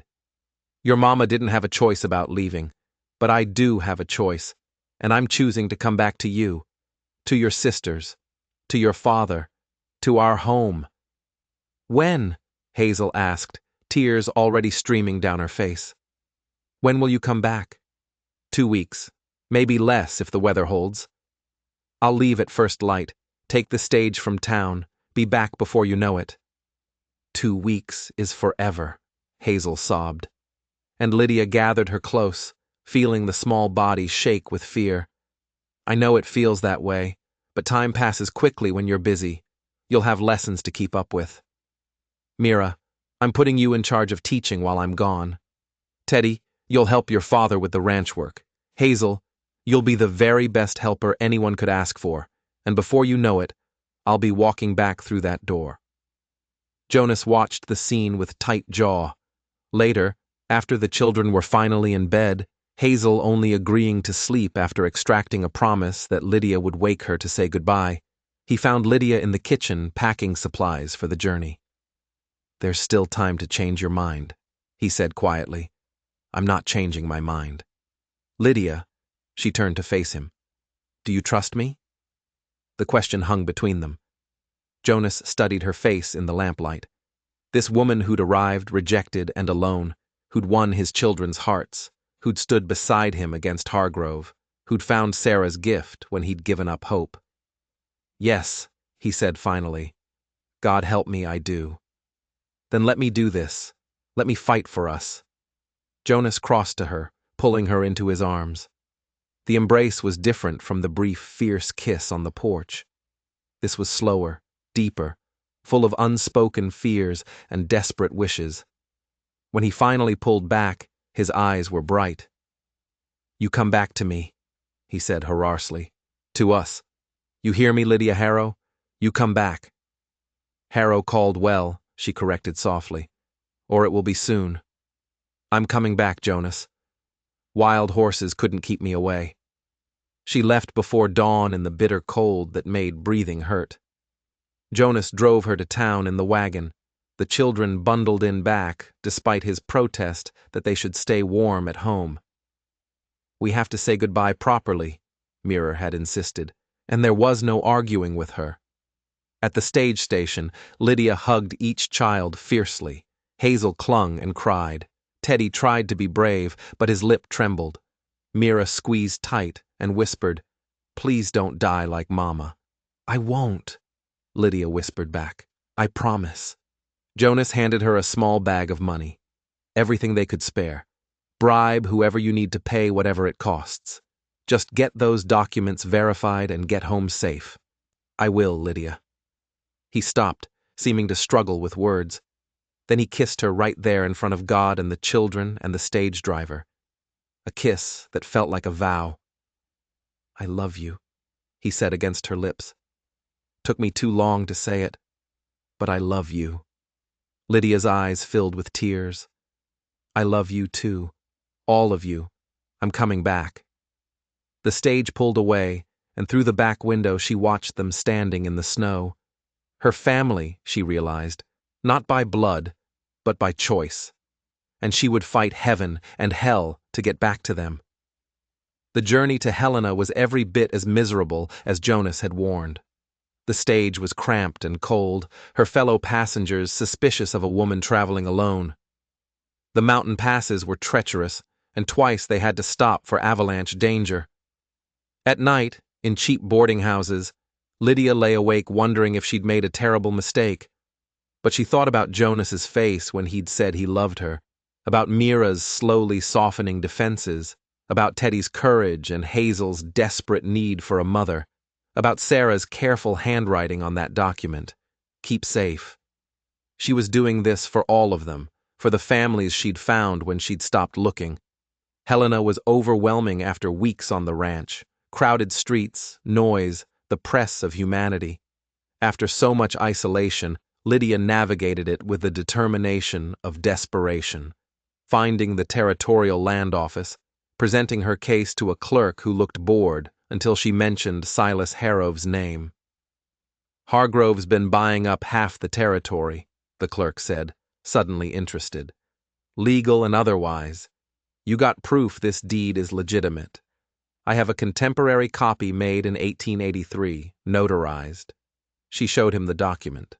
The clerk studied it, his expression growing more serious. "This is good. Real good. But you'll need the original survey filed here to verify it matches. Can we find it? If it exists, it's in the archives." "But miss, those archives?" He gestured to a room full of filing cabinets that looked like they'd been organized by a drunk. "Could take days to search." "Then we start searching." 3 days. 3 days of dusty files and yellowed papers and dead ends. Lydia's hands cramped from rifling through documents. Her eyes ached from reading faded ink by lamplight. The boarding house bed was hard and lonely, and every night she thought about the family waiting for her. And then, in a file mislabeled as 1865, when it should have been 1867, she found it. The original survey, every line matching Sarah's copy, proof positive that Jonas's claim was legitimate, that the creek belonged to the Caldwell Ranch, that Harrove's complaint was fraudulent. Lydia actually cried in the archives office, clutching the document like it was made of gold. Getting it certified took another 2 days and cost nearly half their money. But when Lydia left Helena, she carried official copies bearing the territorial seal, documents that would stand up in any court. She'd done it. Against all odds, she'd done it. The journey back felt faster, propelled by hope and urgency. But 3 days from home, disaster struck. They were crossing through the mountains when the driver spotted smoke. Indians, he muttered, though everyone knew the local tribes were peaceful, and it was February besides. Or outlaws. Either way, we need to move. He pushed the horses too hard, too fast. The stage hit a rut in the road, lurched sideways, and one wheel splintered with a crack like a gunshot. They tilted, sliding toward the edge of the road, and the 100 FT dropped below. Lydia grabbed the documents, clutching them to her chest as the world went sideways. Someone screamed. The stage was falling, and all she could think was, I promised I'd come back. I promised. But they didn't fall. The stage hung half off the road, balanced impossibly on the 3 remaining wheels, everyone frozen in terror. Don't move, the driver hissed. Don't even breathe. They evacuated one by one, crawling out the upward tilting door with agonizing slowness. Lydia was last, the document still clutched in her arms. She was halfway out when the stage groaned, shifted, started sliding. Jump! Someone yelled. Lydia jumped. She hit the road hard, rolling, the documents scattering across the snow. Behind her, the stage tipped over the edge and plummeted, crashing into the ravine below with a sound like the end of the world. For a moment, everyone just stood there, breathing hard, alive by pure chance. Then Lydia scrambled to gather the scattered documents, checking frantically to make sure none had blown over the edge. Her hands were shaking so badly she could barely hold them. You all right, miss? The driver asked. I'm fine. The papers, are they all here? They were, every single one, as if Sarah herself had protected them. The rest of the journey, Lydia walked. They all did. The driver leading the horses, the passengers following in a ragged line. It took 2 more days to reach civilization. 2 days of cold and exhaustion and fear. But Lydia kept moving, kept clutching those documents, kept thinking, I'm coming back. I promised. When she finally stumbled into Willow Ridge, 5 days overdue and looking like something dragged through hell, Jonas was there. He'd been checking the stage station every day, the driver said later. Standing there in the cold for hours, waiting, hoping, probably praying. And when Lydia appeared, alive and filthy and limping, but alive, he ran to her like a man possessed. You're late, he said, crushing her against his chest. You're 5 days late. I thought, I know. I'm sorry. The stage crashed. We had to walk. I came as fast as I could. The words tumbled out in a rush. But Jonas, I got them. The documents, they're verified. We can prove the land is yours. Jonas pulled back just far enough to see her face. To hell with the documents. Are you hurt? Just bruised? Jonas, we can fight Hargrove now. We can win. I don't care. His voice broke. I don't care about the land or Harrove or any of it. I thought I'd lost you. I thought those children would lose another mother. I thought I'd lose the woman I love before I even got to marry her properly. Lydia started crying then, all the fear and exhaustion and terror of the past week pouring out. Jonas held her through it, right there in the street, not caring who saw. The children, she finally managed. Are they home, worried sick? Mira hasn't slept more than a few hours since you left. Teddy's been coughing again. Hazel cries every night. He cupped her face in his hands. But they're about to be very, very happy. The ride back to the ranch felt like traveling toward the sun. And when they arrived, 3 small figures exploded from the house, running through the snow, screaming her name. Lydia barely got out of the wagon before they hit her like a wave, Hazel sobbing into her skirts, Teddy clinging to her arm, Mira hugging her so tight it hurt. You came back, Mira kept saying. You came back, I promised, didn't I? Lydia's voice was thick with tears. I'll always come back to you. That night, after the children were finally settled, all three insisting on sleeping in the main room as close to Lydia as possible. She and Jonas sat by the fire. The documents lay on the table between them, official and undeniable. "Hearings in 3 days," Jonas said. "We take these to Judge Morrison, and Hargrove's case falls apart." "Good. You could have died, Lydia. That stage going over the edge." Jonas's voice was tight. "I keep thinking about you falling and I can't breathe, but I didn't fall. The stage did, but I didn't." She reached for his hand. "I'm here. We're all here and we're going to win this."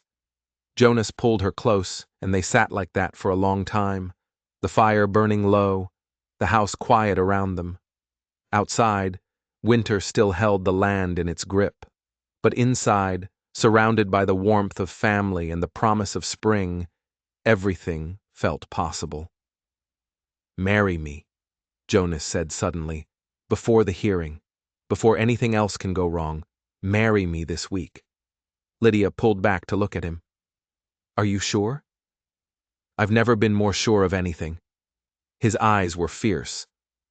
"You've proven yourself 100 times over. You saved Teddy's life. You stood up to Hargrove. You went to Helena and nearly died getting those documents. You kept your promise to come back even when it would have been easier to stay away. You're already their mother in every way that matters. Let me make you my wife in truth." "Yes," Lydia whispered. "Yes. 1,000 times. Yes." Jonas kissed her, and this time it tasted like hope instead of desperation, like beginning instead of ending. But neither of them knew that the real test was yet to come, that Hargrove wouldn't give up so easily, that the next few weeks would push them all to their breaking point, that sometimes winning meant surviving the battle first. They were married 2 days later in the front room of the ranch house, with Reverend Thomas presiding and the 3 children as witnesses. Lydia wore her best dress, the gray wool she'd arrived in, carefully mended and pressed. Jonas wore a suit that had belonged to his father, the shoulders a bit too broad, but dignified nonetheless. Mira held a small bouquet of dried flowers from Sarah's garden, preserved somehow through the winter, and pressed it into Lydia's hands before the ceremony began. "Mama would want you to have something beautiful," she whispered. Lydia's throat closed up. "Thank you, sweetheart." The ceremony was simple. Jonas's hands trembled when he slid the ring onto her finger. His mother's ring, he told her the night before, brought from Missouri in a covered wagon 40 years ago. The gold was worn smooth, but it fit perfectly. "I, Jonas Caldwell, take you, Lydia Harrow, to be my wife," he said, his voice steady despite the emotion in his eyes. "To have and to hold from this day forward, for better or worse, for richer or poorer, in sickness and in health, to love and to cherish until death parts us." Lydia repeated the vows, and when she said, "until death parts us," she saw Jonas's jaw tighten, thinking probably of Sarah, of how death had parted them too soon. But then his eyes focused on her, really focused, and something in his expression shifted from grief to hope, from past to future. "You may kiss your bride," Reverend Thomas said with a gentle smile. The kiss was chaste, appropriate for the children watching, but Lydia felt it all the way to her toes. When they pulled apart, Hazel was bouncing on her feet with excitement. "Now you're really our mama," she announced. "Not just pretend." "That's right," Lydia agreed, kneeling down to hug all 3 children at once. "Now I'm really your mama." Teddy's arms went around her neck. Forever, forever and ever. The celebration was modest. A special supper with a cake Mrs. Henderson from town had sent out, knowing they were getting married. The children were allowed to stay up late, and they sang songs around the fire, even Mira, joining in with her surprisingly lovely voice. But as the evening wore on, reality settled back in. Tomorrow was the hearing. Tomorrow they would face Hargrove in Judge Morrison's court and fight for everything they'd built. After the children were finally in bed, Jonas found Lydia in the kitchen, washing the dishes with movements that were too quick, too anxious. "Hey," he said softly, taking the plate from her hands. "They'll still be dirty tomorrow if you need to worry at them some more. I can't stop thinking about the hearing. What if the documents aren't enough? What if Judge Morrison rules for Harrove anyway? Then we appeal, we fight harder." Jonas set the plate down and pulled her into his arms. "But Lydia, even if we lose the ranch, and we won't, we still have each other. We still have the children. We'll survive. This is your family's land, your father's legacy. My father's legacy is me and my children. And now you." Jonas tilted her chin up so she had to meet his eyes. "The land matters, yes, but it's not what makes us a family. We are." Lydia rested her head against his chest, listening to the steady beat of his heart. "When did you become so wise?" "About 5 minutes ago. Don't expect it to last." His arms tightened around her. "Come to bed, wife. Tomorrow we face the wolves. Tonight, let's just be happy." They climbed the stairs together, and for the first time since arriving at the ranch, Lydia entered the main bedroom, the one that had been Jonas and Sarah's, the one Jonas had avoided for 18 months. He'd cleaned it out earlier that day. She realized the personal items were gone, stored respectfully away. Fresh linens covered the bed, wildflowers, where he'd found them in February, she couldn't imagine, sat in a jar by the window. "I wanted it to be ours," Jonas said quietly, "not haunted by the past. A new beginning." Lydia turned to him, tears in her eyes. "It's perfect." That night, in the darkness of their room, with the Montana wind howling outside and the warmth of their marriage bed surrounding them, Lydia finally felt what she'd been searching for since leaving Philadelphia. Not just acceptance, but belonging. Not just shelter, but home. Morning came too quickly. They rode into town as a family. The children bundled in the wagon bed, tension radiating from every adult muscle. The courthouse was a simple building, barely more than a large cabin, but it held the power to destroy them. Inside, the room was already packed. Hargrove sat at the front with 2 lawyers, looking confident and prosperous in a suit that probably cost more than Jonas made in a year. When he saw Lydia and Jonas enter together, something ugly flickered across his face. "Mrs. Caldwell," he said, his tone mocking. "Or should I say, the new Mrs. Caldwell. Congratulations on your marriage." Convenient timing. "Mr. Hargrove?" Lydia replied coolly. "How kind of you to notice." Judge Morrison entered before Hargrove could respond. A rail-thin man with white whiskers and sharp eyes that missed nothing. "Let's get started," he said, settling behind his desk. "Mr. Harrove, you're claiming the Caldwell Ranch boundaries are fraudulent. Present your evidence." What followed was an hour of legal maneuvering that made Lydia's head spin. Hargrove's lawyers presented maps, surveys, testimonies from experts who claimed the original boundary markers had been moved.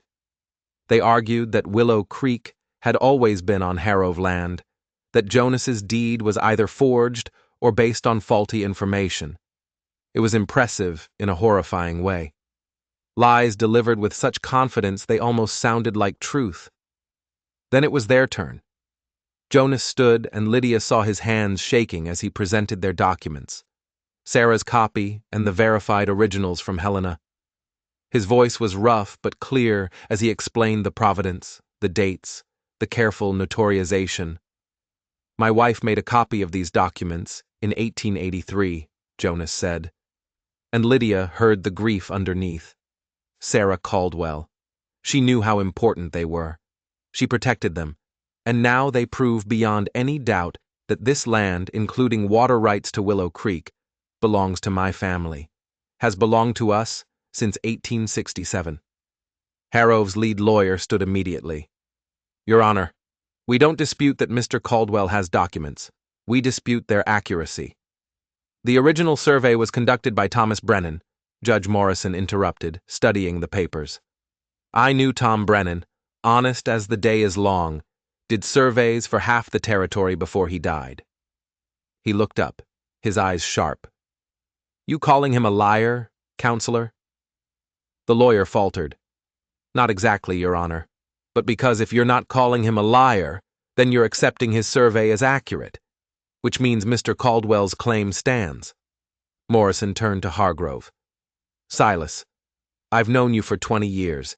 You're a shrewd businessman, but this is land theft dressed up in legal clothes. Your Honor, I protest, Hargrove began, his face wreathing. Protest all you want. I'm ruling for the Caldwells. The boundaries stand as originally surveyed. Willow Creek remains on Caldwell land with all associated water rights. Morrison banged his gavel. Case dismissed. The courtroom erupted. Hargrove surged to his feet, furious. His lawyers clustered around him, arguing. Jonas stood frozen as if he couldn't quite believe what had just happened. Lydia grabbed his hand, squeezing hard. We won, Jonas. We won. We won, he repeated, dazed. Then it seemed to sink in, and he laughed, a sound of pure relief and joy. He swept Lydia up, spinning her around right there in the courthouse, while the children cheered and Harrove glowered, and Judge Morrison watched with an approving smile. But as they filed out of the courthouse into the bright February sunshine, Hargrove caught Jonas's arm. This isn't over, he said quietly, his voice full of poison. You think some old papers change anything? You're still barely hanging on out there. One bad season, one disaster, and you'll come begging me to buy you out. I'll die first, Jonas said evenly. That can be arranged, Hargrove replied, and something in his tone made Lydia's blood run cold. Jonas must have heard it too because his face went hard. You threatening me, Silas? Just stating facts. Montana is a dangerous place. Accidents happen. Harrove smiled, showing too many teeth, especially to people who make powerful enemies. He walked away before Jonas could respond, leaving them standing in the street with the children pressed close, suddenly aware that winning in court didn't mean the fight was over. Papa. Mira's voice was small. What did he mean? Nothing, Bug. Just a sore loser talking big. But Jonas's eyes followed Harrow's retreating back, and Lydia saw genuine concern there. That night, after celebrating their victory with the special dinner Lydia had prepared, after the children were asleep and the house was quiet, Jonas checked every lock twice. He loaded the rifle that hung above the door and kept it closer than usual. You really think he'd try something? Lydia asked, watching him move through the house like a soldier expecting attack. Silas Harrove doesn't make empty threats. He's used to getting what he wants, and we just humiliated him in open court. Jonas paused at the window, staring out at the dark. We need to be careful, all of us. Maybe we should ask for help. The Reverend or some of the other ranchers, most of them are either too scared of Harrove or in debt to him. We're on our own. Jonas turned to her, his face grim. I need you to promise me something. If anything happens to me, you take the children and go. Don't try to fight him, just go. Jonas, don't talk like that. Promise me, Lydia. She wanted to argue, to tell him nothing would happen, that they were safe now. But the fear in his eyes stopped her. I promise. But nothing's going to happen to you. I won't let it. Jonas managed a small smile. My fierce wife. When did you get so brave? When I fell in love with a stubborn rancher and his 3 impossible children. She moved into his arms. We've survived everything else. We'll survive this, too. But that night, Lydia lay awake long after Jonas's breathing had evened out in sleep, listening to every sound the house made, every whisper of wind against the windows. Hargrove's words echoed in her mind. Accidents happen. She was still awake when she heard it, a sound that didn't belong, a creak of floorboards downstairs, too heavy to be one of the children. Lydia's heart slammed against her ribs. She shook Jonas awake, pressing her hand over his mouth before he could speak. His eyes opened instantly, alert. Someone's downstairs, she breathed into his ear. Jonas was out of bed in seconds, grabbing the rifle. He motioned for Lydia to stay, but there was no chance of that. She grabbed the iron poker from beside the bedroom fireplace and followed him. They crept down the stairs, every step in agony of trying to stay silent. The sound came again, definitely in the house, moving toward the kitchen. Jonas raised the rifle as they rounded the corner. "Don't move or I'll shoot. Papa, don't." Mira's voice high and terrified. Jonas lowered the rifle immediately, and Lydia ran forward to where the girl stood in the kitchen, her nightgown ghostly white in the darkness. "Mira, what are you doing down here?" Lydia's voice came out harsh with relief and residual fear. "I heard something outside by the barn." Mira's face was pale. "Voices! I came down to tell you, but then I heard you on the stairs and I got scared." Jonas was already moving to the window, peering out into the darkness. "Where? What direction?" "North side, near the big doors." Mira pressed against Lydia, trembling. "Papa, I'm scared. What if it's Mr. Harrove?" "Stay here with your mother," Jonas ordered, already heading for the door. "No."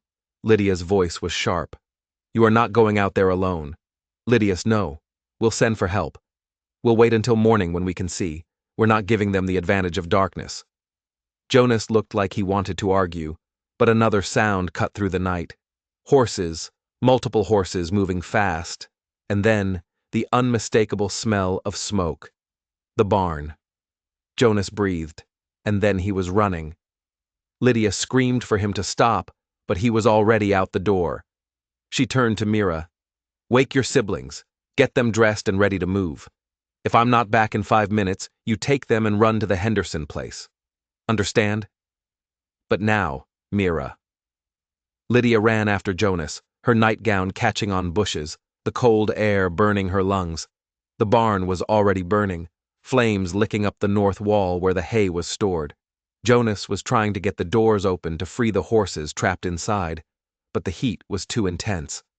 "Jonas, stop." Lydia grabbed his arm. "You'll die in there. The horses are not worth your life."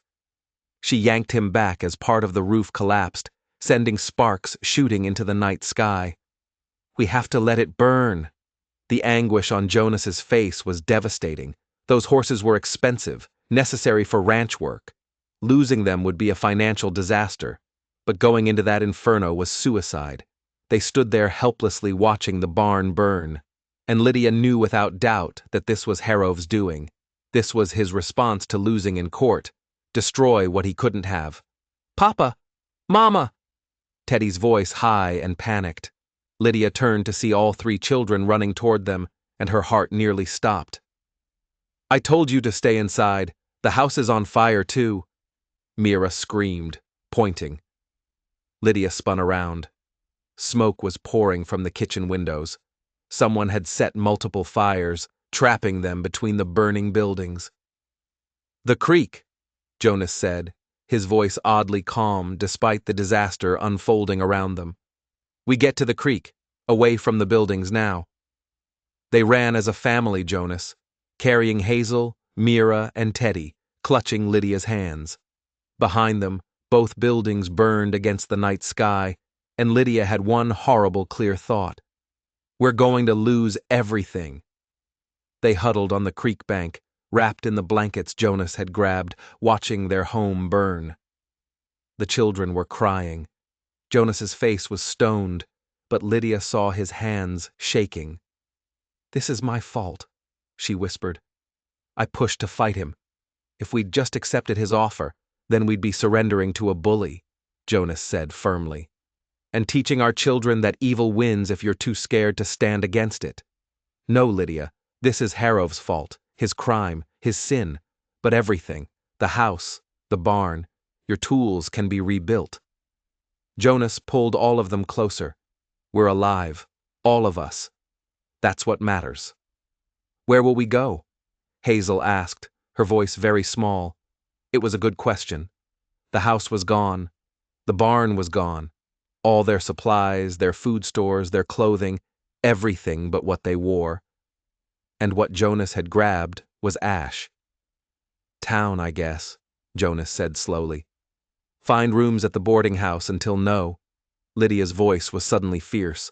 We're not leaving. We're not giving him that satisfaction. Lydia, be reasonable. We have nowhere to live. We have the land. We have each other. She looked at him, her eyes blazing in the firelight. You said the land doesn't make us a family. We do, so we stay. We camp if we have to. We rebuild, but we don't run. Jonas stared at her like he'd never seen her before. You're serious completely. Hargrove wants us broken and scattered. I won't give him that. She looked at the children. What do you say? Are we fighters or quitters? Fighters, Mira said immediately, her jaws set in a line that reminded Lydia of Jonas.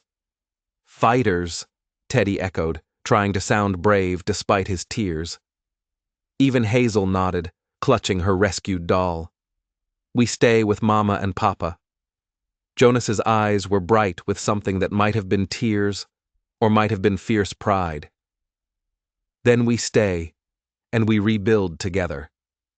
As dawn broke over the smoldering ruins of their home, the Caldwell family sat together on the creek bank, cold and exhausted and homeless. But unbroken, Lydia leaned into Jonas's shoulder, feeling the children pressed around them, and thought about how far she'd come from that mail order Bride rejected for being barren. She'd found something better than perfection. She'd found purpose. She'd found family. She'd found herself. And no fire, no bully, no disaster could take that away. By mid-morning, news of the fire had spread and people started arriving. Reverend Thomas came first, bringing blankets and food. Then, Mrs. Henderson, with clothing her own grown children had left behind. Other ranchers appeared, men who'd been too scared to stand against Harrove publicly, but who brought tools and offers of labor. Heard what happened, old Pete Martinez said, his weathered face grim. Heard it was no accident. Harrove's gone too far this time. Can you prove it was him? Jonas asked. Found horse tracks leading back toward his property. Found some things in the ashes that don't belong. Kerosene cans, rags tied together for wicks.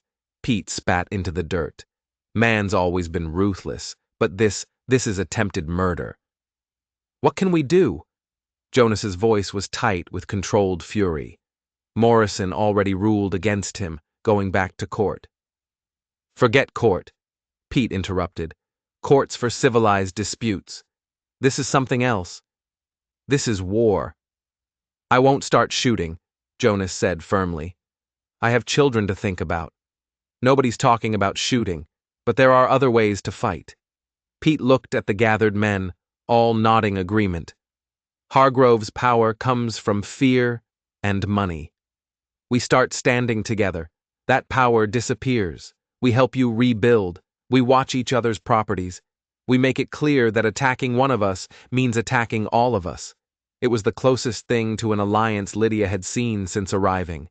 These hard, independent ranchers finally united against a common enemy. Why now? She asked. Why help us now when you wouldn't stand with us before? Pete's expression was shamefaced. Because before it was legal maneuvering, business that we could look away from. But burning a family out of their home, nearly killing children. He shook his head. That crosses a line. Some things you can't ignore. Over the next few days, the miracle of community unfolded. The men rebuilt the barn first, a simple structure, nothing fancy, but functional. The women brought food and helped sort through the salvageable items from the house ruins, which weren't many. Someone donated a tent large enough for the family to sleep in while the house was rebuilt. It was hard, grinding work. They fell into bed exhausted every night, only to wake before dawn and start again. The children helped as they could.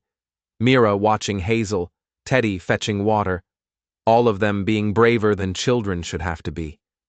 But slowly, and possibly, things took shape. Walls went up, a roof appeared, windows were installed, donated from a house in town being torn down. It wouldn't be as large as the original house or as comfortable, but it would be home. Through it all, Harrove stayed conspicuously absent. No one saw him in town. No one heard from him. It was as if he had disappeared, and that worried Lydia more than his presence would have. "He's planning something," she said to Jonas one evening as they sat outside the half-built house watching the sunset. "I know, but what?" The answer came 3 weeks after the fire. Sheriff Daniels rode out to the ranch, his face grave. "Jonas, Lydia, need to talk to you." They gathered in what would become their new kitchen, though it was currently just framed walls and a dirt floor. The sheriff looked uncomfortable, turning his hat in his hands. "Silas Harrow filed charges," he finally said. "Against you, Lydia." "What?" Lydia's voice was sharp with disbelief. "On what grounds? Fraud. Claims you lied about being married to get favorable treatment in court. Says the whole marriage is a sham arranged specifically to strengthen Jonas's land claim." The sheriff looked apologetic. "He's demanding an investigation once the marriage annulled and the court case reopened." Jonas was on his feet instantly. "That's insane. We're legally married. Reverend Thomas performed the ceremony. I know, and I think it's garbage. But Hardgrove's hired lawyers, big city lawyers, and they're making noise about mail-order bride fraud being common, about women marrying for convenience and then running off with property." The sheriff sighed. "Judge Morrison has to at least hear the case. That's the law." Lydia felt the world tilting again. Just when they thought they were safe, Hargrove had found a new weapon, and this one cut straight to the heart of everything they'd built. "When's the hearing?" Jonas asked, his voice dangerous. 2 weeks. "I'm sorry, Jonas. I really am." After the sheriff left, Jonas punched the wall, or what would be a wall once they finished it. His knuckles came away bloody, but he didn't seem to notice. "He's going to destroy us," Jonas said. "One way or another, he's going to destroy us." "No." Lydia's voice was still. "He's not, because this time I know exactly how to fight him." Jonas turned to her. "What are you talking about?" "I'm talking about the truth. The real truth, not the version he's trying to spin." Lydia's mind was racing, putting pieces together. "Hardgrove wants to claim our marriage is fake. Then we prove it's real. We show everyone exactly who we are and what we've built. How?" Lydia smiled. And it wasn't a kind smile. "We tell our story. All of it. The rejection, the struggle, the fire, the rebuilding. We make sure everyone in this territory knows exactly what Silas Hargrove is willing to do to steal land, and we make sure they know what we're willing to do to protect our family." Jonas stared at her, understanding dawning. "You want to go public? Make this about more than just legal arguments. I want to make this about truth versus power, heart versus greed, family versus—" She gestured at the half-built house around them. "Whatever Harrow is, it's risky. Everything worth having is risky." Lydia moved closer, taking his bruised hands in hers. "We've already survived the worst he could throw at us. Fire, loss, legal attacks. We're still standing, still together. That's the story that matters." Jonas pulled her close, resting his forehead against hers. "How did I ever think I could do this alone? You couldn't. Nobody can. That's the point." Lydia pulled back to look at him. "So, do we fight?" "We fight," Jonas agreed. "Together." And as the Montana sunset painted the sky in shades of fire and gold, Lydia felt something settle deep in her bones. Not peace exactly, but determination. Harrow had made a mistake. He'd thought burning their house would break them. Instead, it had forged them into something stronger than they'd been before. They were no longer a rejected bride and a grieving widower trying to survive. They were a family. They were fighters, and they were done running. The next morning, Lydia sat down at the makeshift table in their half-finished kitchen and began to write. Not a legal document or a formal complaint, but a letter, simple, honest, and devastating in its truth. "To the citizens of Willow Ridge and beyond," she wrote, her hands steady despite the enormity of what she was doing. "My name is Lydia Harrow Caldwell. 4 months ago, I traveled from Philadelphia as a mail-order bride, only to be rejected upon arrival because I cannot bear children. I share this intimate detail not for sympathy, but for truth. What happened next is a story about what family really means and what one man is willing to destroy to feed his greed. She wrote for hours, pausing only when her hand cramped or when emotion threatened to blur the words. She wrote about arriving in Montana full of hope and shame about Jonas's quiet offer that saved her life. About 3 motherless children who taught her that love wasn't about blood or biology, but choice. She wrote about Teddy's coughing fits and Mira's walls crumbling and Hazel's desperate need for a mother's touch. And then she wrote about Hargreaves, about the threats, the legal maneuvering, the fire that nearly killed them all. She didn't speculate or accuse directly. She didn't need to. She simply laid out facts, dates, and consequences, letting readers draw their own conclusions. Some will say our marriage is convenient, she wrote in closing. They're right. It's convenient to have someone who will hold you when grief threatens to drown you. Convenient to have someone who will stand beside you when bullies come calling. Convenient to build a family on foundation of mutual respect and growing love rather than just passion that fades. If that's fraud, then I'm guilty. But I call it survival. I call it courage. I call it choosing life over surrender. She signed it simply. Lydia Caldwell, wife and mother. Jonas read it that evening, his expression unreadable. When he finished, he set the pages down carefully as if they might shatter. You're going to make enemies, he said finally. I already have enemies. Now I'm making sure everyone knows who they are. Harrove will retaliate. This will make everything worse before it gets better. I know. Lydia met his eyes. Do you trust me? Jonas was quiet for a long moment, studying her face in the lamplight. Then he picked up the pages and read them again, more slowly this time. When he looked up, his eyes were bright. Every word of this is true, he said. Every single word. And yes, I trust you completely. They made copies laboriously, painfully, Lydia's hand cramping as she reproduced the letter over and over. Then they distributed them everywhere, the general store, the church, the saloon, the boarding house. They sent copies to neighboring towns, to the territorial newspaper, to anyone who would read them. The response was immediate and explosive. Some people praised Lydia's courage. Others called her shameless for airing private matters publicly. The territorial newspaper reprinted the letter in full, adding an editorial questioning Hargrove's business practices.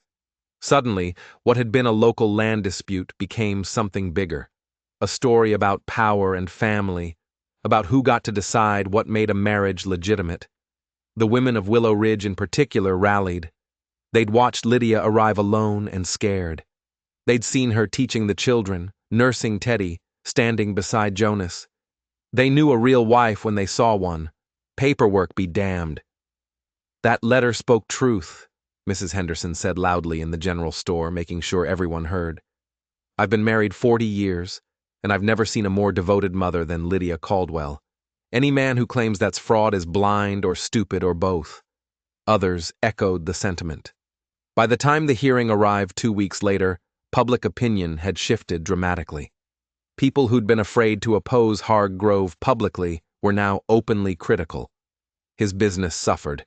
His reputation, carefully cultivated over decades, began to crumble. But Hargrove wasn't done fighting. The hearing was packed, standing room only, with people spilling out into the street. Judge Morrison looked tired before the proceedings even began, as if he knew this would be ugly. Harrove's lawyers went first, and they were vicious. They painted Lydia as a conniving woman who'd manipulated a grieving widower hour for her own gain. They suggested Jonas had been too weak with grief to see clearly, that he'd been seduced by a pretty face and false sympathy. They brought up her infertility repeatedly, suggesting it proved she was damaged goods trying to trap a man any way she could. Lydia sat through it with her spine straight and her hands folded in her lap, though each word felt like a knife. Jonas's hand found hers under the table, squeezing so hard it hurt, and she squeezed back just as fiercely. Then it was their turn. Reverend Thomas testified first, describing the marriage ceremony, the clear commitment between Jonas and Lydia. "I've performed 100 weddings," he said. "Some were business arrangements, some were passionate, but shallow. The Caldwell marriage is built on something stronger than either. It's built on respect, partnership, and genuine affection. Anyone with eyes can see it." Mrs. Henderson testified about watching Lydia with the children, about the clear bond between them.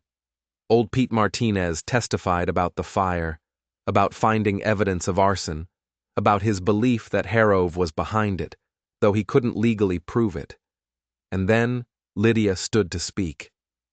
The courtroom went silent, every eye fixed on her as she moved to stand before Judge Morrison, her heart hammering but her voice steady. "Your Honor, I won't claim our marriage is conventional," she began. "It's not. I came here as a mail-order bride and was rejected, rightfully so, by a man who wanted more children, and I couldn't provide them. That rejection could have broken me. Instead, it led me to something better." She turned to face the courtroom, making sure everyone could hear. "I fell in love with 3 children who needed a mother more than I needed to feel sorry for myself. I fell in love with a man who showed me that strength isn't about never feeling pain. It's about feeling it and choosing to keep going anyway. I fell in love with land that tried to kill me, with winters that froze my bones, with a life that was harder than anything I'd known in Philadelphia." Her voice grew stronger, more passionate. "Mr. Hargrove's lawyers want you to believe I'm a fraud because our marriage didn't start with romance. But I ask you, what's more fraudulent? A marriage that grows from respect and partnership into genuine love, or a marriage that starts with passion and fades into resentment when times get hard? What's more real? Vows spoken because you're desperate and alone, or vows that are proven every single day through action and choice?" She looked directly at Hargrove, who sat stone-faced at his table. "I choose this family every day. I chose them when I could have gone back to Philadelphia. I chose them when standing beside Jonas meant making an enemy of a powerful man. I chose them when our house burned down and we had nothing but each other and the clothes on our backs. I chose them this morning when I woke up in a half-built house with winter wind cutting through the walls. And I'll choose them tomorrow and every day after that." Tears were streaming down her face now, but her voice never wavered. "So, yes, Your Honor, our marriage was convenient. But convenient doesn't mean fake. It means necessary. It means survival. It means taking broken pieces and building something beautiful from the wreckage. And if that's not real, then I don't know what is." She sat down to absolute silence. Then someone in the back started clapping. A single person at first, then another, then more, until half the courtroom was applauding. Judge Morrison banged his gavel, but he was smiling.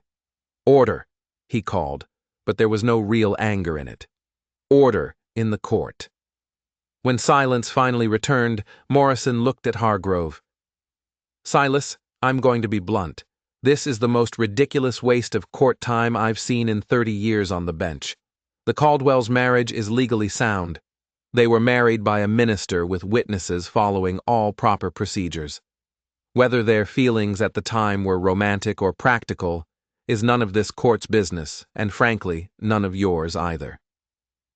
"But, Your Honor," Hargrove's lead lawyer tried to interrupt. "I'm not finished."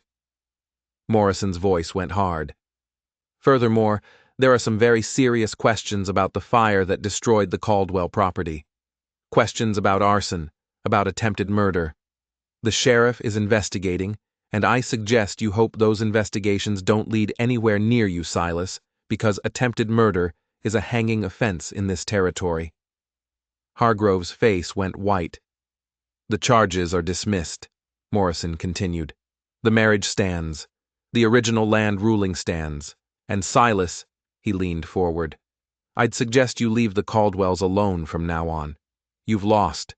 Accept it, with whatever dignity you have left. The gavel came down with finality, and it was over. The courtroom erupted in chaos, some cheering, some arguing, Harrow's lawyers clustering around him in furious consultation. Lydia sat frozen, unable to quite believe it was really finished. Then Jonas pulled her into his arms, holding her so tightly she could barely breathe, and she heard him whisper against her hair, "It's over. God, Lydia, it's really over." The children mobbed them both. Hazel crying, Teddy laughing, Mira trying to look dignified, but failing as tears streaked her face. They stood there in the middle of the courthouse, a family bound not by blood, but by choice, by survival, by love that had been tested and proven real. But as they filed out into the spring sunshine, because somehow, impossibly, it was March now, and the worst of winter was behind them, Lydia saw Harrow standing by his horse.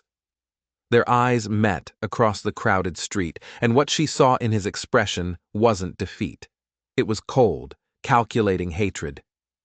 "He's not done," she murmured to Jonas. "I know, but we are."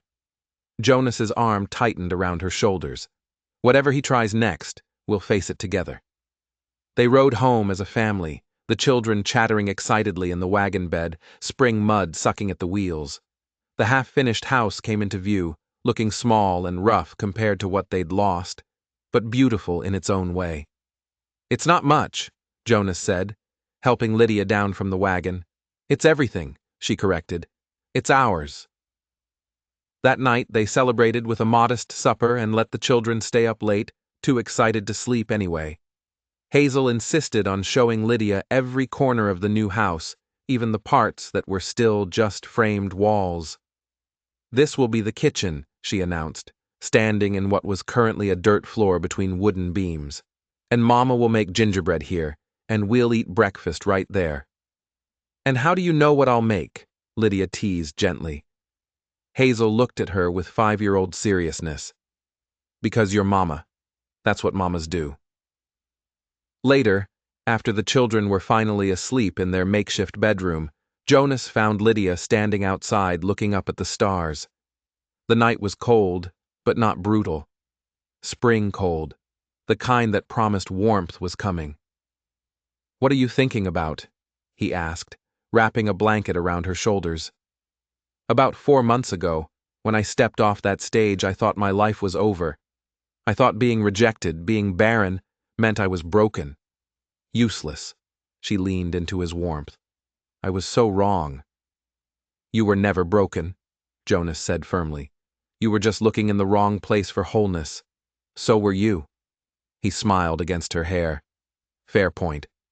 They stood in comfortable silence, watching the stars wheel overhead, listening to the night sounds of the ranch, cattle lowing in the distance, an owl hunting, the creek running fast with snow melt.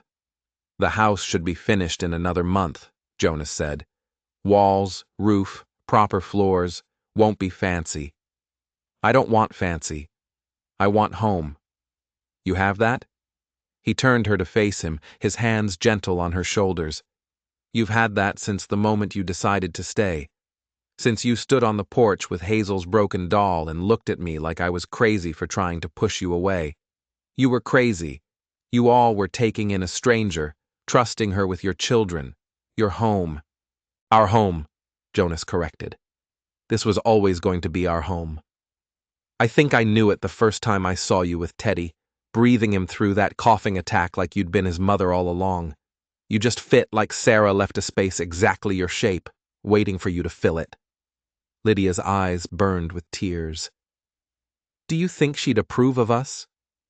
"I think Sarah would have loved you," Jonas said without hesitation. "She'd have loved how you fight for our children, how you stood up to Harrow when I was ready to give up, how you rebuilt this family from ashes, literally." He kept her face in his hands. "I think she'd be grateful you loved us when we needed it most." "I do love you," Lydia whispered. "All of you more than I knew it was possible to love." "Good." Jonas kissed her softly. "Because you're stuck with us now. For better or worse, remember? For better or worse, Lydia agreed, and meant it with every fiber of her being. The next weeks brought spring in earnest, mud and rain and green shoots pushing through the earth. The house took shape around them, and Lydia threw herself into making it a home. She sewed curtains from donated fabric. She planted a garden where Sarah's had been, using seeds saved from before the fire. She taught the children their lessons in the morning and worked alongside Jonas in the afternoon, learning the rhythm of ranch life. And slowly, quietly, something else began to happen. The other ranchers, emboldened by Harov's defeat, started standing up to him in small ways, refused his lowball offers for their land, challenged his claims to water rights, banded together to share resources and labor, making each other stronger. Hargrove's empire built on fear and isolation began to crumble. He still had money and influence, but people weren't afraid anymore. The Caldwells had proven that standing up to him was possible, that survival was possible, that family and determination could outlast greed and power. One morning in late April, Sheriff Daniels rode out to the ranch with news that made Jonas's face go hard with satisfaction. "We got him," the sheriff said. Harov found a hired hand willing to testify that Silas paid him to set the fire. Kid's conscience got to him. I guess he's willing to testify in exchange for a reduced sentence. "Will it stick?" Lydia asked, her heart racing. "Should we've got testimony, we've got evidence from the fire site. We've got motive. Hargrove's lawyers will fight it." But the sheriff smiled grimly. "He's going to prison, Jonas. 5 years minimum for arson and attempted murder." Jonas sat down heavily as if his legs had given out. "It's really over." "It's really over," the sheriff confirmed. "Thought you'd want to know." After he left, Jonas and Lydia stood in their nearly completed kitchen. Proper walls now, proper floors, proper windows that let in the spring sunshine, and held each other. "We did it," Lydia whispered. "We actually did it." "You did it," Jonas corrected. "That letter you wrote, the way you fought in court, that's what turned everything around. We did it together," Lydia insisted. "That's the whole point. Together." The trial happened in early May, and it was swift. The hired hand's testimony was damning, and physical evidence corroborated every detail. Hargrove's lawyers tried everything, but the judge, a territorial judge brought in specifically because Morrison was too close to the case, was unmoved. 5 years hard labor, he pronounced, and forfeit of all property acquired through intimidation or fraud to be determined by separate investigation. Harov's face was murderous as they led him away. But Lydia felt no satisfaction in his defeat, just relief, just the bone-deep knowledge that her family was finally truly safe. That night, the whole community gathered at the ranch for a celebration. Part housewarming for the finished house, part victory party, part acknowledgement of everything they'd survived. Someone brought a fiddle, someone else brought whiskey. The children ran wild in the spring evening, their laughter echoing across the valley. Lydia stood on the porch of her new home, their home, watching Jonas dance with Hazel, the little girl's feet on top of his boots. Mira and Teddy were attempting to teach old Pete's grandson how to skip stones in the creek. Around them, neighbors and friends ate and laughed and celebrated. "You look happy," Reverend Thomas said, coming to stand beside her. "I am happy," Lydia replied, and realized it was completely true. For the first time in years, maybe ever, I'm exactly where I'm supposed to be. "That's grace," the Reverend said. "Finding home in the last place you expected to look. Or finding out that home isn't a place at all," Lydia added. "It's the people who choose to love you. Especially that," the Reverend smiled. "You've built something beautiful here, Lydia. Not just the house, the family, the life. Sarah would be proud." "I hope so," Lydia said quietly. "I hope she knows her children are loved, that Jonas is happy again, that her legacy isn't just grief and loss." "How could she not know? You honor her memory every day by loving the family she left behind." He patted her shoulder. "That's the best gift you could give her." As the evening wore on and the stars came out, Jonas found Lydia again, pulling her into a dance, even though the fiddle had taken a break. "What are you doing?" She laughed. "Dancing with my wife," he said, spinning her around, "celebrating our life, thanking God and fate and whatever brought you to that stage station 4 months ago." 5 months, Lydia corrected. "It's been 5 months, has it? Feels like forever. Feels like yesterday." He pulled her close. "Feels like exactly the right amount of time." Over his shoulder, Lydia could see their children. Mira teaching Hazel a clapping game.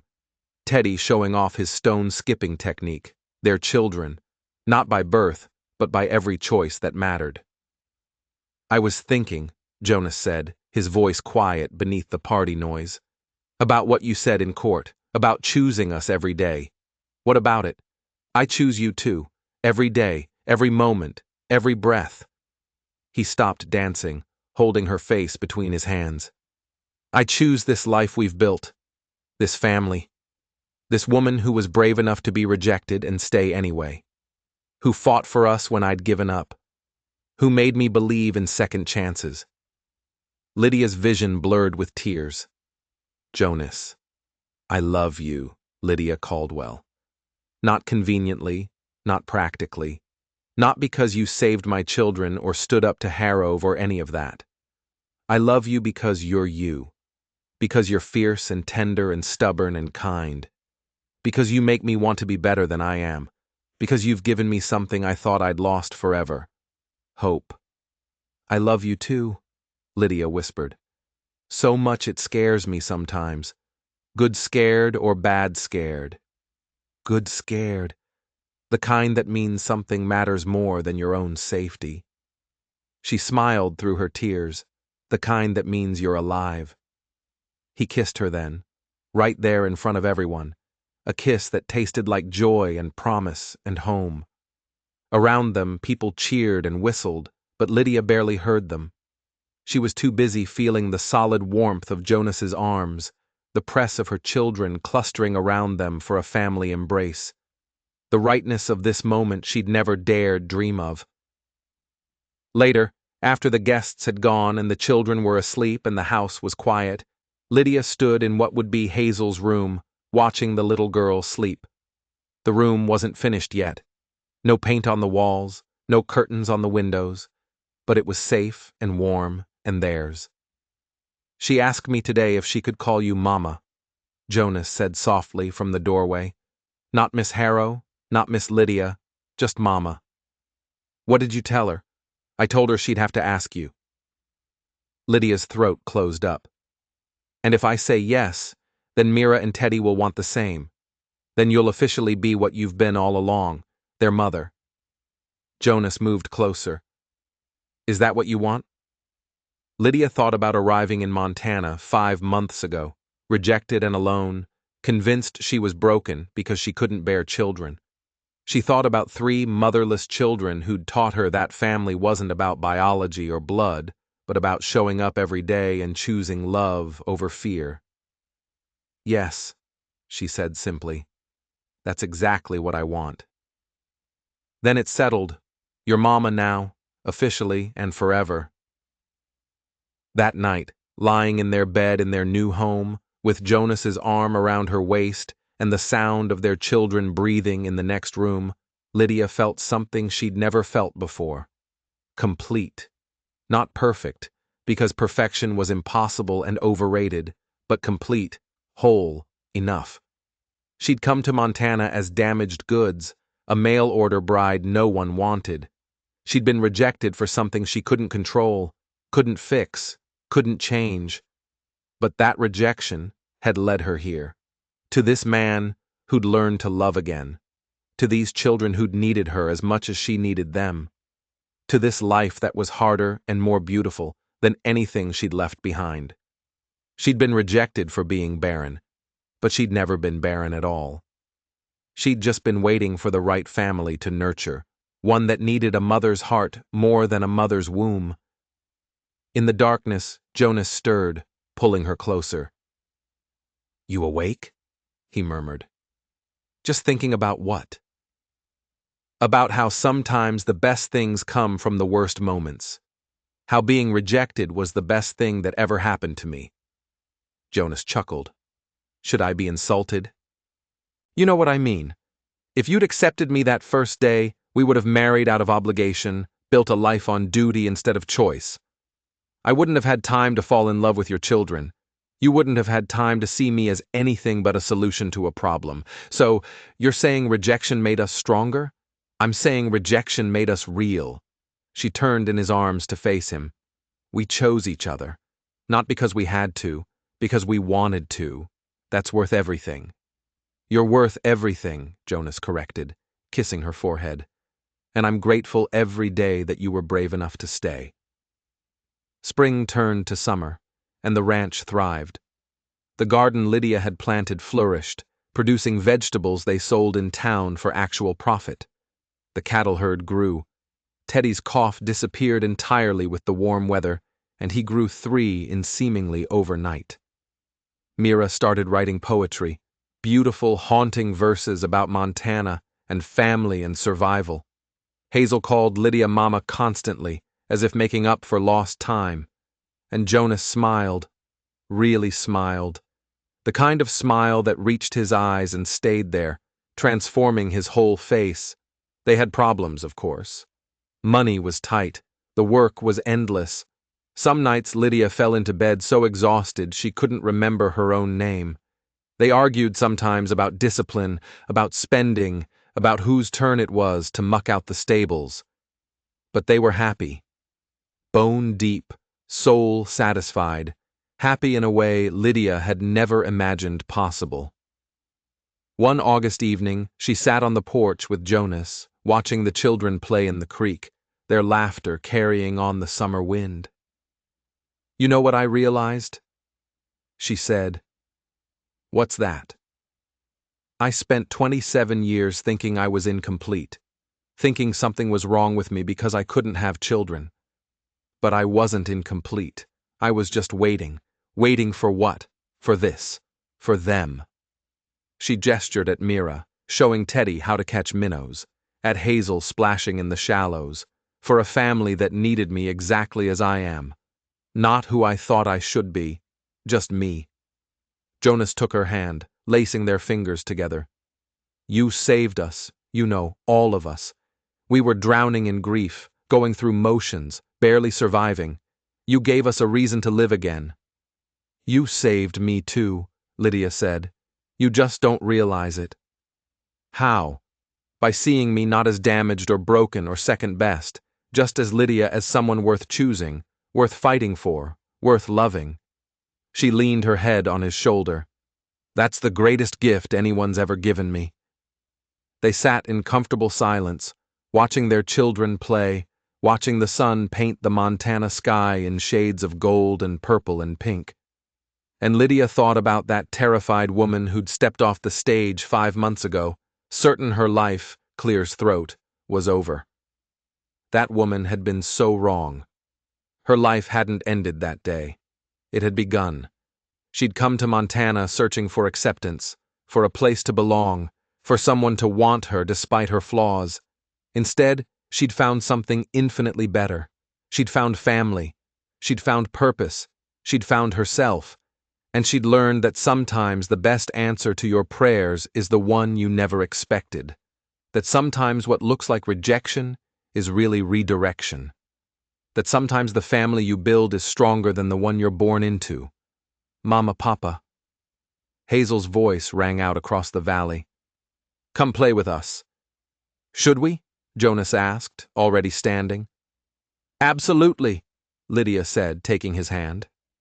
They ran down to the creek together, and their children's joy surrounded them like sunshine.